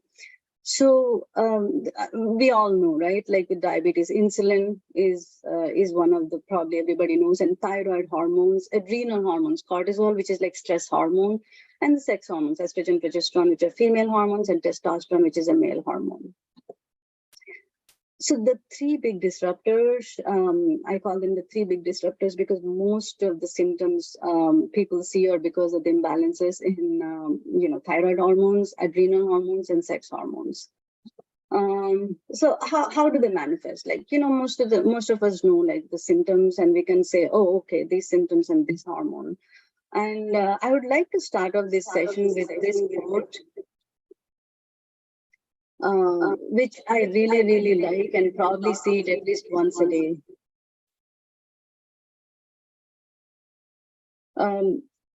Stress is the trash of modern life. We all generate it, but if you don't dispose of it properly, it will pile up and overtake your life. That's by Danzig Hayes. And I think we need to keep this in mind always. So thyroid hormone imbalance.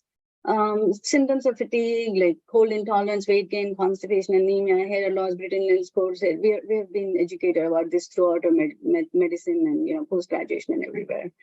And adrenal hormone imbalances. Belly fat is the main symptom, I would say, to say that somebody has adrenal hormone imbalance. Weight gain, brain fog, fatigue. Fatigue is one of the symptom which unfortunately conventional medicine cannot address it, because they probably check a vitamin D level, a thyroid hormone level, and a sleep study at the most, and say, okay, you're fine, and the patient continues to have fatigue.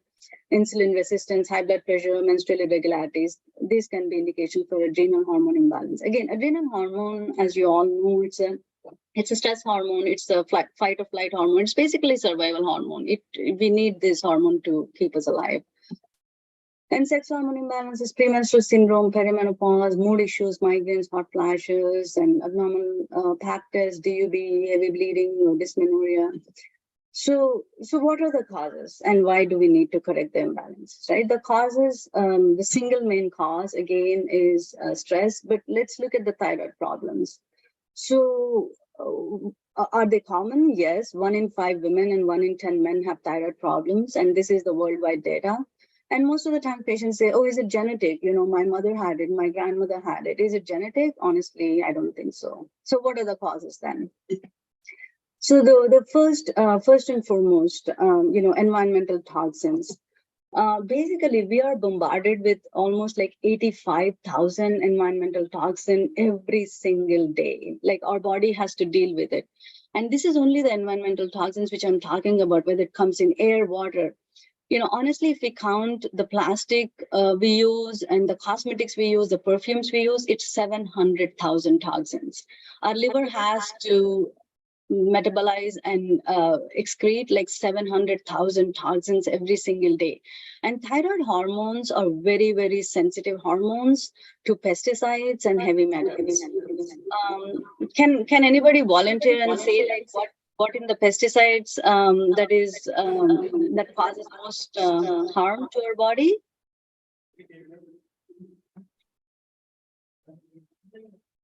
It's basically glyphosate. There is a chemical called glyphosate which is used in pesticides, which government banned long time ago, and it's still being used. And glyphosate is basically genotoxic. It can actually harm our genes. It can harm our microbiome, the bacteria in the gut, the commensal bacteria, which are the good bacteria. It's neurotoxic. It can cause liver damage, and of course, it's an endocrine disruptor. And the second cause for thyroid hormone imbalance or any hormone imbalance is stress. So the adrenal glands, which are our flight and our survival, the reason for our survival. So adrenals are, to go back, those are the small glands which are, so it's, as name says, it's adrenal. It's they sit on the top of the kidney. They're small glands, but they are the reason we are alive today. And the thyroid glands, they both work very, very closely. There is a deep connection. And the stress affects adrenal function. So say we are stressed out chronically and constantly stressed out, and we have to make more cortisol because any stress is seen as a life-threatening condition by our adrenal glands. So the cortisol has to go up. I'll show you the next slide where it shows the link between. So this is the HPA axis, which is the hypothalamo-pituitary adrenal axis, and this is the hypothalamic-pituitary thyroid axis. So when we are stressed out, this pathway gets activated because we need to produce more cortisol to again, like, because any stress is seen as a life-threatening condition by adrenals, and the cortisol has to go up to produce more glucose and to keep our the vital organs alive. Once the cortisol goes up, this in turn inhibits the thyroid axis, and that's why the thyroid axis starts producing less hormone. So that's where we see the thyroid hormone problems when we are stressed out. And the number 3 is gluten. Gluten is present in the wheat. Luckily for Indians and Europeans, the gluten is not as harmful as in United States. The gluten wicket is much more harmful, and 20 to 30% of the people with thyroid problems have gluten sensitivity, whether it's celiac or non-celiac, and it's a very, very big player in Hashimoto's. And the other cause of thyroid hormone problems in nutrient deficiencies. We need iodine to make the thyroid hormone. We need selenium and zinc to convert the inactive T4 to active T3. We need vitamin D and A to help the thyroid hormone to bind to the nutrient it's supposed to act.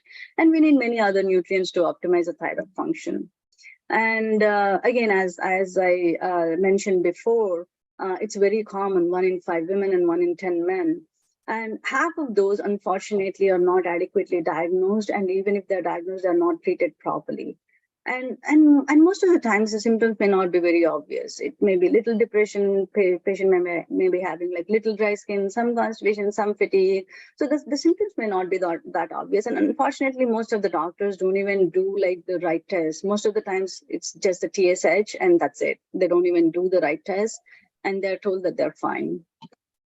And and even if it's diagnosed, it's not treated properly. The most commonly we see that these patients are put on levothyroxine, which is the inactive hormone. And say if they're deficient in zinc and selenium, they're not even going to convert it into an active hormone. And then they just go back and say it's not working, and the medication gets adjusted. So unfortunately, as I said, there is not much done to address this problem. And so strategies for optimization. So first thing with the thyroid is get the right tests. Not just the TSH, we need the free T3, free T4, reverse T3, the TPO, antithyroglobulin antibodies. And even if you have perfectly normal TSH, T3, T4, and somebody has high antibodies, that needs to be treated. Most of the times I see in conventional medicine, it doesn't get treated. And patients may have low normal, may have normal TSH, but if they have low T3, that itself speaks that they don't have the active thyroid hormone, which is necessary for the actual function happening. And eat the right things. You need sufficient iodine to make thyroid hormone. You need zinc and selenium. It's very, very simple to get these micronutrients. Zinc is in pumpkin seeds, and selenium, Brazil nuts. One Brazil nut has 200 micrograms of selenium. All somebody with selenium deficiency have to do is like eat 2 to 3 nuts every day. That's all. And then vitamin D's and fish and mushrooms and vitamin E. So they're all necessary to bind to the nucleus. And do not eat the things that hurt your thyroid. I see my patients drinking broccoli juice, kale juice. It's the sulforaphane present in these raw cruciferous vegetables. It harms the thyroid hormone. So it's better to eat in the cooked form. And fluoride and chlorine in the water harms your thyroid. So you have to make sure check your drinking water, check what you're eating. And sex hormone imbalance causes stress is the main, as I said, any hormone gets disrupted by stress. And I think I should have a slide here. Yeah, so again, with stress, how does it cause a sex hormone imbalance? If you see this slide, actually this is blocked because here the stress is playing a major role. So here is a cortisol, which is a flight or flight hormone. This is the male hormone. This is the female hormone. If you see the precursors here, the precursors for all these hormones are the same. So when you're stressed out, again, you need to produce more cortisol. And again, as I said, this is the vital hormone. So the body will choose producing cortisol over the sex hormones because for our nature, we have to be alive before being able to produce babies. So all these raw materials are diverted to make cortisol. So you don't have enough raw materials to produce the sex hormones, and that's why you see the imbalances. So it's very important to control the stress. And sugar is the other thing. SAD diet. I'm not sure if all of you heard about SAD diet, but I call it a SAD diet, standard American diet. And unfortunately, I visited India over summer.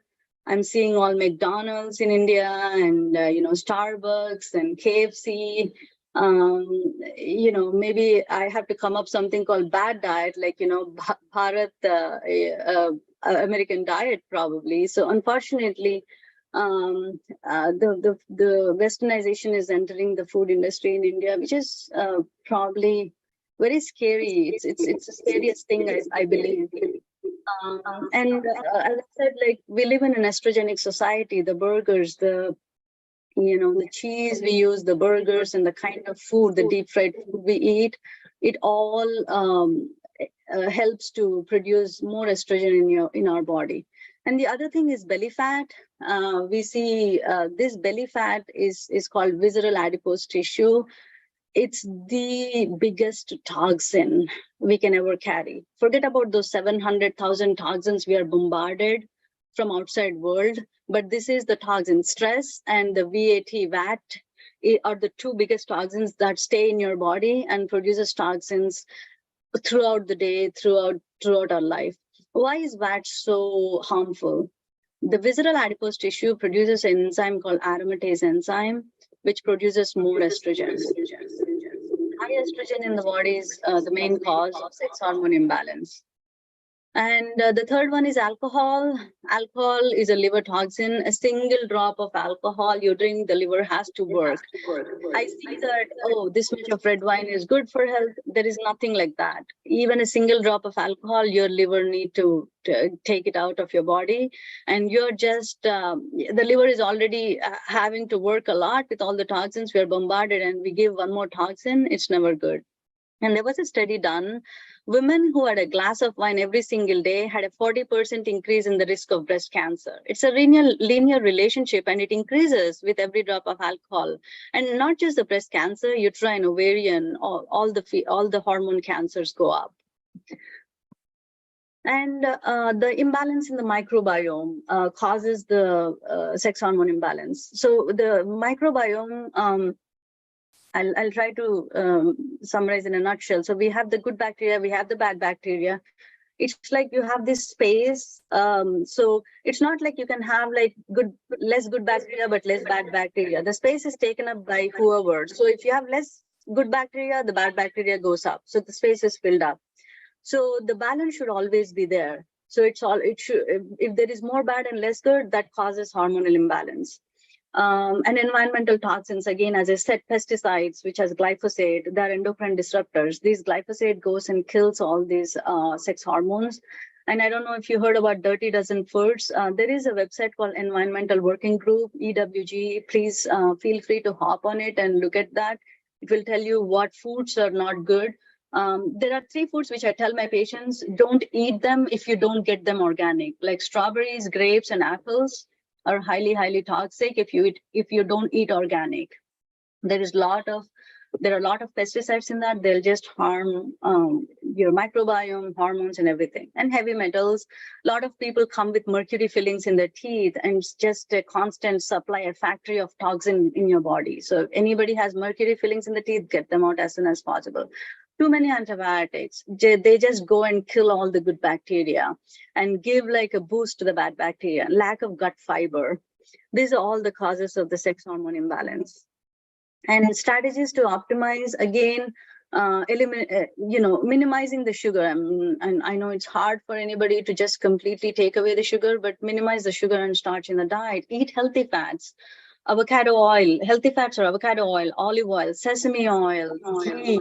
Butter is still a good food, but it's not bad. So eat healthy fats than the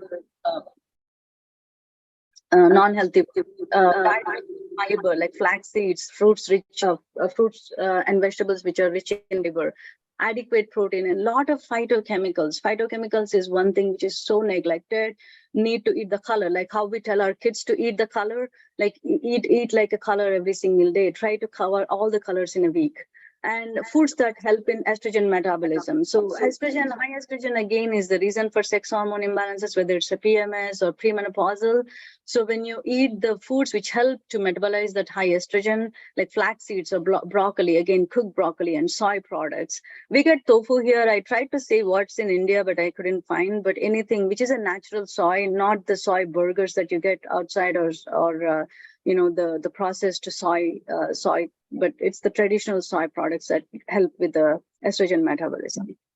And having a daily bowel movement, the reason is, again, the microbiome, the retention. So when a person doesn't have like a daily bowel movement, the estrogen, whatever is present in the body, gets reabsorbed into the system. So having a daily bowel movement, I think Ayurveda says that you should have at least 2 bowel movements every single day.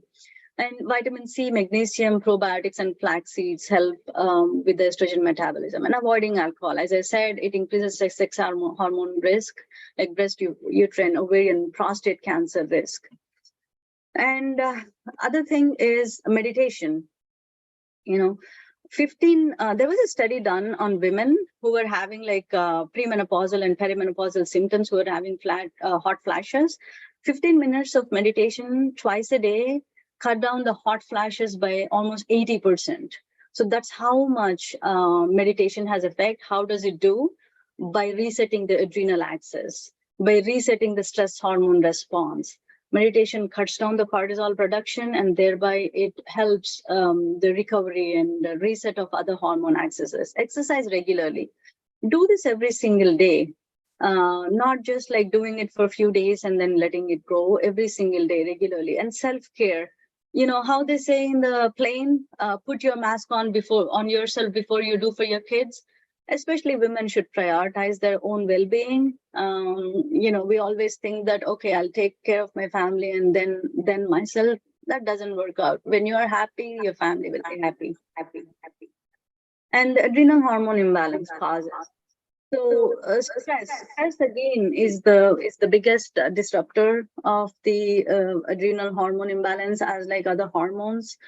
And when I say stress, I wish this session was more interactive, but when I say stress, most of the times we think of the mental emotional stress, but there are other 2 forms of stress which are probably not known or not given much importance. Those are dietary stress and inflammatory stress. So when it comes to mental emotional, again, there is a real stress and imaginary stress. Real stress meaning there is a real stress. Maybe a family member is not doing well, they're hospitalized, it's a real stress. Imaginary stress. So what is imaginary stress? Like, say you have a cat in front of you. If you see it as a cat, your adrenal hormone produces the cortisol hormone in terms of like a magnitude of a cat. But if you see it as a tiger, that's how much your cortisol responds. So perception is very, very important. You may have a problem. One person may see it as, okay, what if it all works out? You know, your body reacts to it in a different way, rather than thinking, okay, what if it doesn't work out?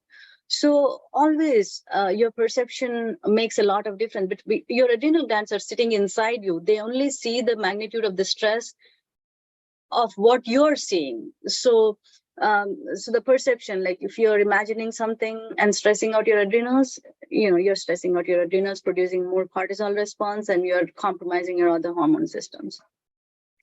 And dietary stress, again, the sugar. Sugar is the biggest offending agent for your adrenals. So when you eat sugar, when somebody eats sugar, something really tasty, you know, you may feel so happy and it might be so contenting. You know how your adrenals feel, this is how they feel.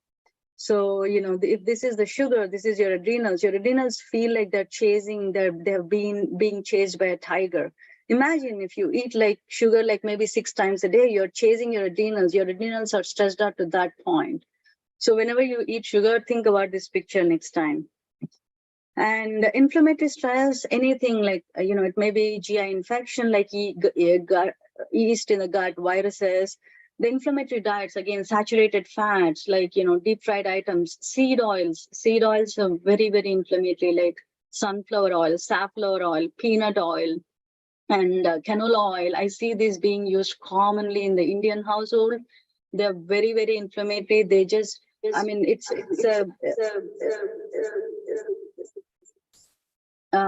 there is a misconception that, you know, oh, it's good for cardiac health. But honestly, there are studies done where there was a big study done in 1800s, actually. This scientist who actually, that's when this the corn oil was being introduced then. And it was supposed to decrease the cardiac events. And to his surprise, when he saw that actually the people who were eating, he was a psychiatrist. So it was an inpatient psychiatrist place. So, and it was a government funded study. So half of the people were given all these the safflower, sunflower, all these seed oils, which were supposed to be good for heart health. And half of the people were eating whatever our ancestors ate. And to his surprise, the people who were given the unsaturated fats had more cardiac events compared to the other ones. So 100 years later, another scientist took that data and showed that it was basically the inflammation and the way these seed oils were acting on the microbiome that was causing like more cardiac events and more GI events. And the other thing is, again, as we spoke, toxins in the pesticides, in the food we eat. So always try to make sure you're eating organic or even homegrown if you can. And how do you reset your nervous system? It's not that hard. It sounds like a big term when you say resetting your nervous system. The strategies are very simple. So breathing exercises significantly bring the cortisol level down. I have seen in my patients. So we have this test called adrenocortex stress profile we run in our functional medicine, where it gives like a circadian rhythm, like how your cortisol is running through in a day. So we take like 4 salivary cortisol samples, we plot it on a graph, and we look at like, you know, people with most people have high cortisol levels, but even in people who do not have high cortisol levels, if the rhythm is disrupted, they don't feel good. So we look at where those cortisol levels are going up and down, and we suggest them the breathing exercises. All they have to do, it can be like 4-second block breathing, where you take deep breath in for 4 seconds, hold it for 4 seconds, and breathe out for 4 seconds, or it can be alternate nostril breathing.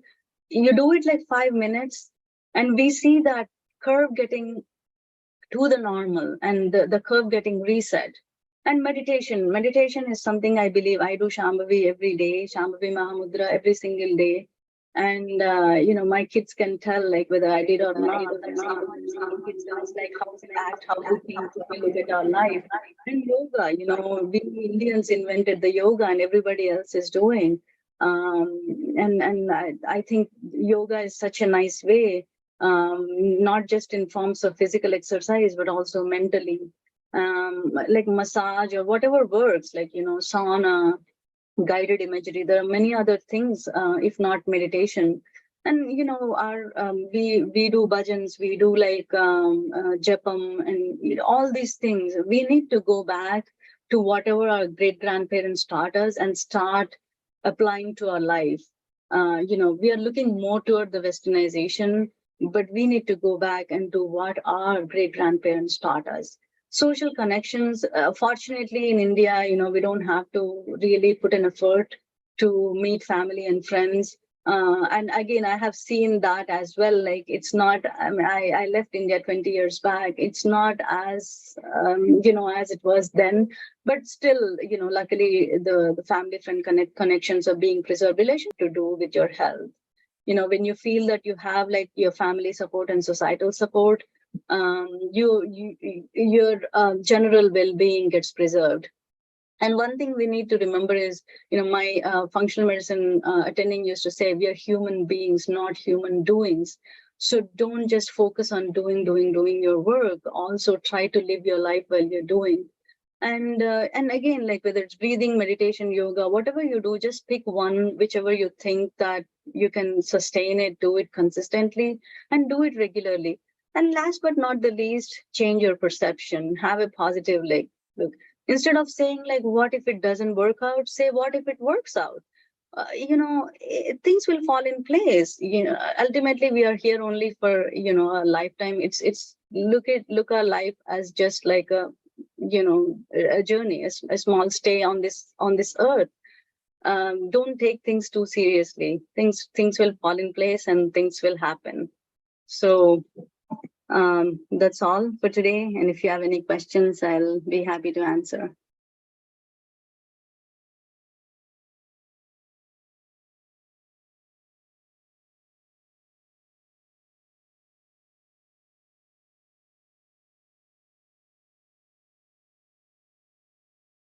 Thank you, ma'am. Thanks a lot for the informative session on functional medicine and its approach on hormonal imbalances. I'm sure we all had a lovely time today with you. I would now like to call upon Dr. Venugopal Gauri, sir, to sum up and hold a question and answer session with the team here.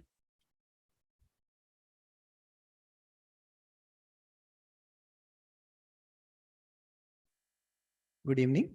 Thanks, Dr. Mahek. Thank you, Dr. Soujanya, for that interesting presentation. And I can tell you that homeopathic medicine runs very, very close to functional medicine. As you enumerated the detail of how the functional medicine actually looks at the hormonal health, we can unerringly say that it's very, very close in the sense whether it is the toxins that we have the information that they act, disturb the hormonal health. That is where we stand to. We have that just the way the functional medicine looks at working on the toxins or trying to chelate the toxins or get rid of the body. That is exactly our hypothesis of working on treatment of hormonal health that is being disturbed by the causes that you were enumerating, ma'am. That was very, very interesting. Thank you so much. There is a question for you here, Dr. Soujanya. Is the iodized salt one of the reasons for increase in the thyroid disorders? It's more of the deficiency, unfortunately, than the increase in the iodine, I feel. But again, the thing I want to bring it up here is most of the iodized salt is so processed. So the salt we use is the white and powdery and beautiful salt where they show in the commercials. And unfortunately, it's so highly processed that more than the iodine, you have more toxins. So you're making a thyroid hormone, again, you're countering it with the toxins. So whenever, so the way I do is I try to either use the Himalayan salt, or maybe the best thing is to use the rock salt as my grandmother used to use and as my mother uses now. And then supplement your iodine needs with, cruciferous vegetables, cauliflower, cabbage, broccoli, because it's so hard to get an overdose of iodine with the food we eat, because naturally nature actually has like a checks and balances where it doesn't let us eat. And that's why I said, like, make sure you eat in the cooked form, because it's easy to overdose the sulforaphane in the cruciferous vegetables. So it's always better to just, the way I tell my patients to eat, like especially here in US, we have a lot of broccoli and it's easy to get that. And so the way I tell my patients is just steam it for 5 minutes, maybe 5 to 7 minutes, where it's cooked but still crunchy. That's where the sulforaphanes and the iodine is not killed. You still get the good amount of iodine. Thank you, ma'am. And do you still feel so the fortification of iodine to our regular salt is not necessary then? Would the rock salt still contain the essential selenium and zinc that would be required for thyroid health by any chance? So when I say the rock salt, again, this question is so complex. Honestly, it looks simple, but it's a complex question. So say if we were living in a forest near a waterfall, hunting for our food or plucking our own vegetables, honestly, we really don't need any fortification, because first thing is we're not stressed out and all the physiological processes are so intact, right? So it becomes very complicated. Again, when it comes to the professional or when it comes to my patients, I never check their iodine. I focus on, I do check their zinc. I don't even check their selenium because I can guarantee that all of us here are deficient in selenium. So I tell my patients, just eat a couple of Brazil nuts a day and that's it. You don't have to worry. It's so easy. The Brazil nut is just this big. It's maybe a little bigger than an almond. It's easy to eat. It doesn't taste bad or it doesn't taste good, but it's still okay. And coming to zinc, I do check the zinc levels in my patients. It's RBC zinc. And I have probably so far seen like only one patient who was not deficient in zinc. And after COVID, we are seeing so much of zinc deficiency. I'm not sure, probably because our lifestyle was changed so much by staying indoors. And so that's something we need to keep an eye on. And eating pumpkin seeds, it's very easy, actually. Just, I would say, like for the thyroid health in terms of zinc and selenium and iodine, eating a cup of steamed broccoli or maybe like, cauliflower. Steamed cauliflower is very tasty. Actually, my kids eat cauliflower better than broccoli. So steamed cauliflower, a cup of it, and soaked pumpkin seeds and a couple of Brazil nuts. When it comes to seeds, I would say just do like combination instead of overdosing on the pumpkin seeds. Maybe 2 tablespoons of pumpkin seeds every day. Your thyroid health should be good. Thank you, ma'am. And staying with thyroid health, ma'am, like today, autoimmune thyroid disorders are the the things of the day, and you are suggesting a lot of good foods that actually fortify and help the thyroid to function better. But in a scenario of autoimmune thyroid issues, how do you take it further, ma'am? Yeah, oh my God.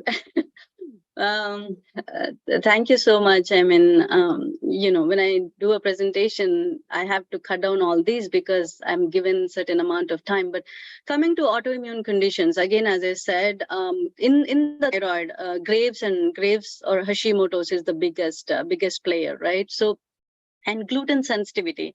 Gluten sensitivity is the single most common reason we see in the Graves condition.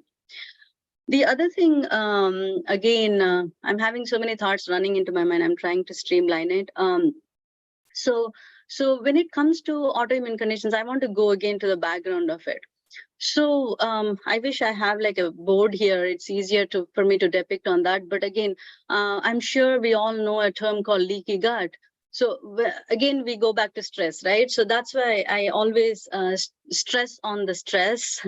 That's the biggest toxin, keeps affecting our body. And so with the stress, what happens is, so when we call an autoimmune condition, autoimmune is our body is attacking our own body. We all know this, right? So many times we may not be allergic to certain foods or we may not be allergic to certain things, but later in life we start not tolerating it. Why that happens? With the stress, there is something called leaky gut that happens. So in the gut lining, if you see the lumen, there is a lining and the cells are so tightly knit with a protein called zonulin.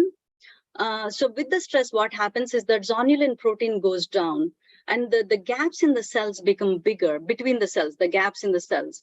So even if it's the same food you're eating, so the body can only absorb the food that is digested to a very small particle. It can only enter the blood.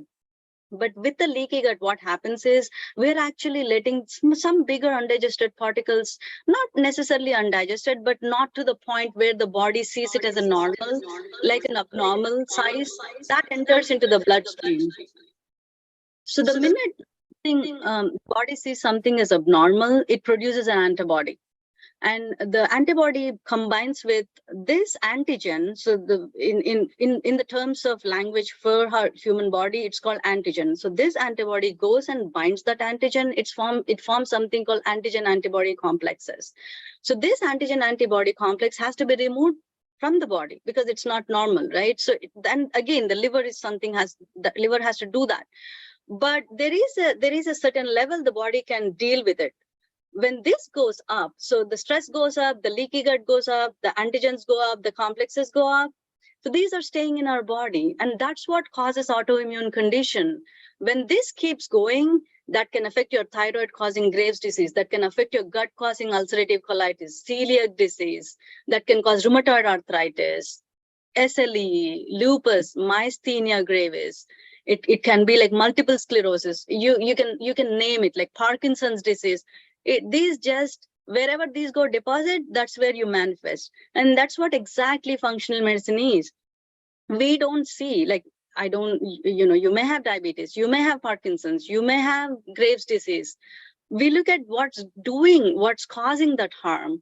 So, and then we say, okay, this is your problem. It's not the name, it's the problem, it's the cause of this problem coming to this name.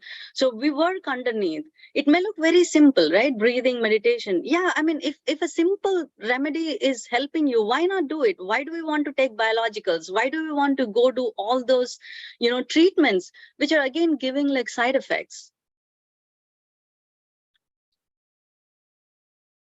Great, ma'am. In fact, that's a good suggestion, ma'am. And in fact, as I said earlier, ma'am, homeopathic medicine runs very close because we look at the root cause of the disease. We are bothered more about when it started, how it started, what was the your health at that point of time, what was your family situation at that point of time that would have triggered this sort of illness. So functional medicine looks probably very, very similar to ours. In fact, ma'am, stress is ubiquitous and it is everywhere. And as you said, we cannot stress it much further. But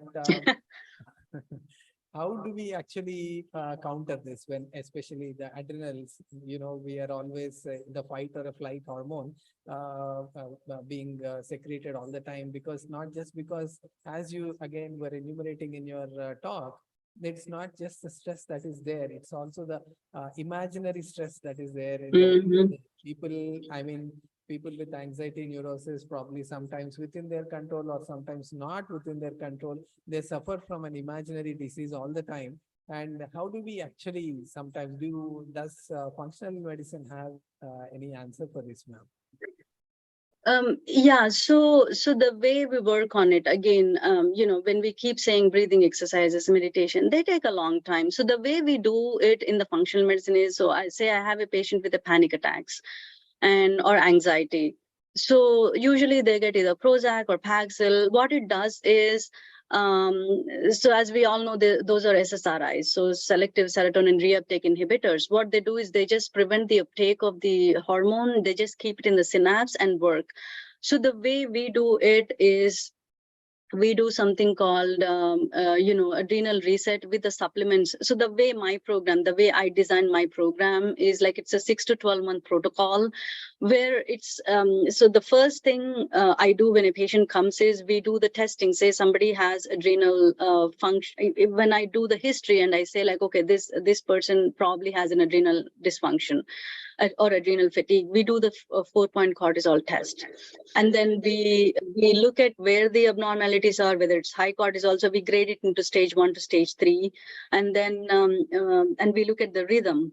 So in addition, like when I say like, so when we say targeted multimodal, so the first is those 5 areas of life, we look at that and we suggest the measures. And then the way I do is, once I know where the abnormality is, I do the targeted lifestyle where I say, okay, at 11 for some reason your cortisol is going up, you need to do your breathing at this time. And the patients are so compliant because there is a reason why I'm asking them to do the breathing, and they are seeing that on the paper. And the second thing we do is I do a supplement program. So most of the times what happens, again, when I do that adrenocortex stress profile, it tells me if the precursor, DHEA, pregnenolone, those are the main precursors for the cortisol, if they are low. So temporarily I put them on supplementation, and these are nutraceuticals. They are not pharmaceuticals, they are not medications, they are not herbals or anything. So we put them on the low dose of DHEA or low dose of pregnenolone, and we help them to bring the cortisol down by these lifestyle measures. And also there are some supplements which help that cortisol level not normalized. And again, I don't do this for life. I tell them that I'm only doing it to reset, because it's very hard for them to do just with the lifestyle. And the adrenal program, at the most, I run it for 6 months. When I say the adrenal program, the supplement program. And once I replenish all the deficient sources, I take them off. And in 6 months, as we all know, it takes 6 weeks to get a hang of any lifestyle measure. So by then they have normalized their breathing, they have normalized their meditation, and then I take them off. So by giving that small amounts of DHEA, your adrenals, you're taking that stress off of a part of the stress off of adrenal. So that itself is so therapeutic. So the adrenal starts saying, okay, I don't have to work as much, and it starts resetting. It may sound too fictional when I talk, but I have seen results in my patient. It does work. Definitely, we trust you, ma'am. And as a country, India has moved on from some number to the 5th largest economy in the world today, and not without taking stress, definitely.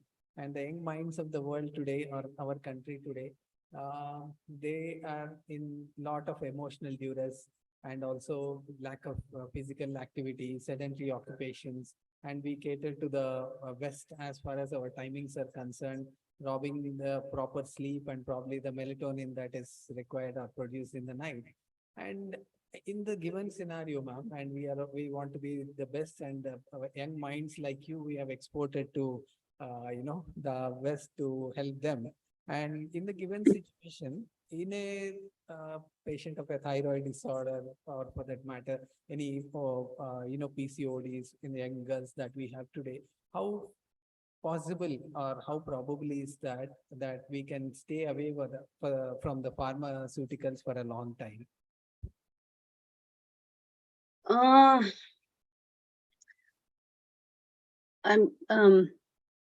I'm not sure if I got the question, but would it be just possible to live on with the supplements and get off the toxins, because we are going to be exposed to the toxins, whether the emotional, the food wise, in the long course.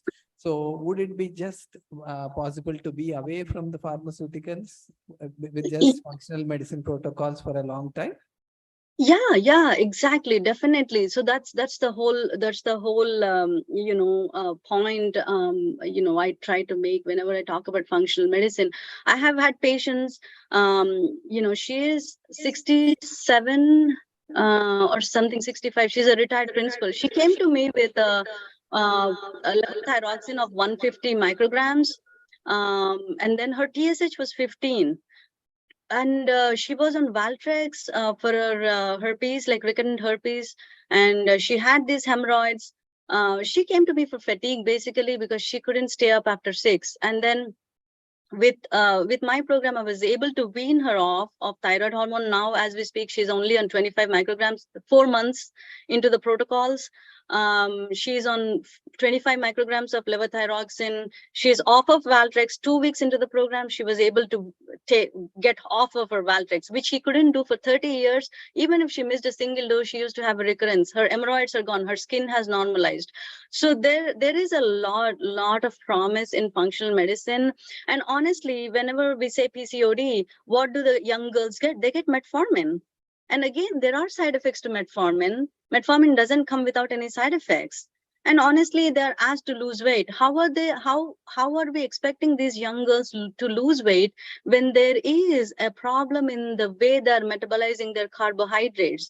The main problem in PCOS is insulin resistance.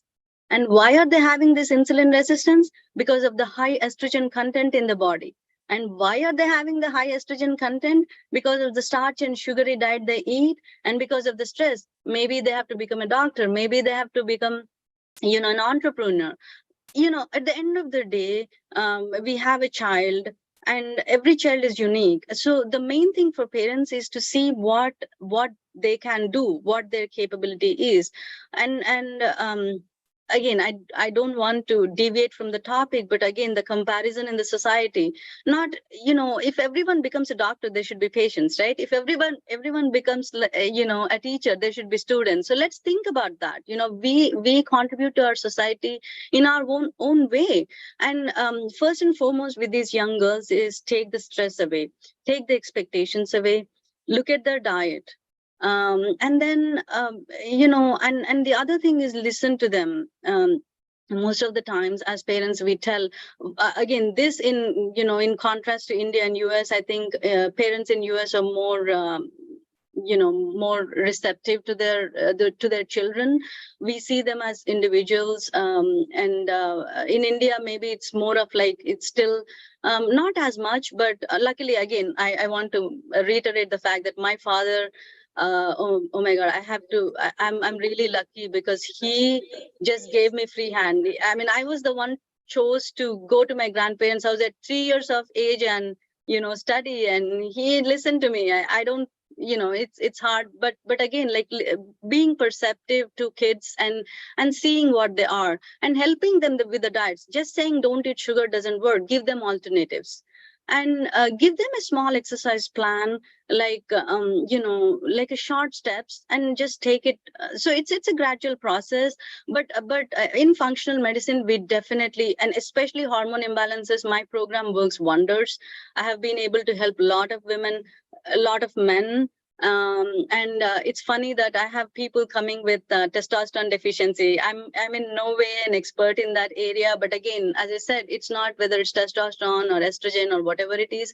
It's more I look at the root cause. So honestly, I don't really, it doesn't really bother me what condition the patient comes to me. But in functional medicine, there is a lot of hope.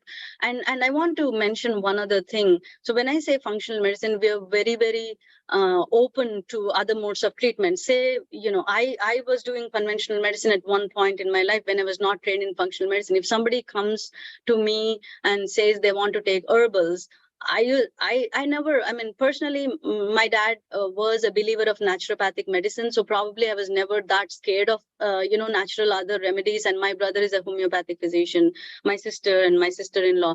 So I'm kind of exposed to these modes of areas.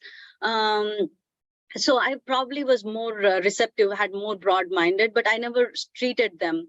But functional medicine as a medicine accepts all modalities of treatment. So say if I have a patient who is taking a homeopathic medication for something, we welcome it if it's working, because homeopathic medicine has its own way of treating. And if they're on Ayurvedic medicine, we welcome it. We never ask them to take off. And as an MD, I have knowledge about these other pharmaceuticals, and I have a way to see if there is an interaction with the pharmaceutical and the herbals. The database we have is more for the herbals and supplements. So I have a way to make sure that it's not harming them. So in that way, I'm able to provide them with a much more broader, area of expertise, and they'll have best of both worlds. But functional medicine has a lot of promise, and that's why I really, really take any opportunity that I have to raise awareness in this field. Thank you, ma'am. That's a wholesome information and an advice, not just, pharmaceutical wise, body and mind that has to be taken into account when you treat the patient.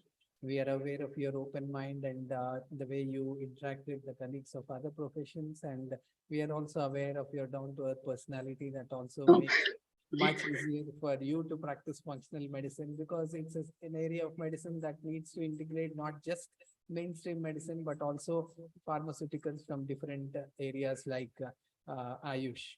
And homeopathy, I promise you, stands second to none. And this is an area where actually I personally feel that it can be integrated along with functional medicine for better results for the patients in the days to come.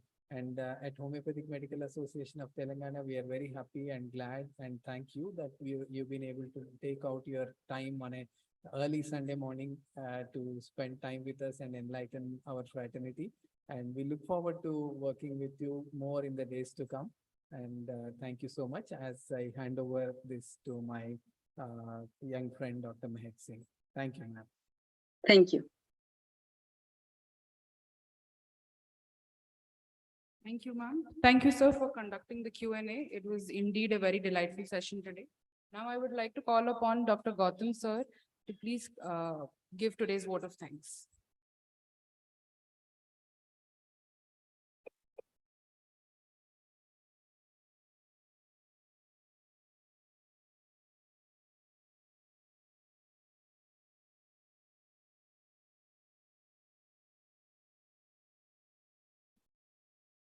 Good evening, one and all. On behalf of Homeopathic Medical Association of Telangana, I, Dr. Gautam Ralabandi, would like to thank, first of all, as we gathered for condolence meeting of, as we lost our dear Dr. Sohan Singh sir, would like to thank the family for being with us, to all the senior practitioners in the country, Dr. Ramjee Singh sir, Dr. Arun Bhasme sir, Dr. Vashisht sir, for being with us, sharing their words, and the family members of Dr. Sohan Singh sir for being with us. And the next part of the session, the oration, Dr. Jaisoorya Jayanti oration, would like to thank the sponsors. First of all, Dr. Manik Prabhu sir and family for today's oration. Would like to thank Dr. Soujanya Donthu garu, who has joined us all the way from Dallas and given her valuable information regarding functional medicine and shown us a very good, shared very good information, which will be very helpful for youngsters like us to carry forward. Thank you, one and all, who has joined us both offline and online for today's oration. And thank you very much. I would ask everyone to stand up for national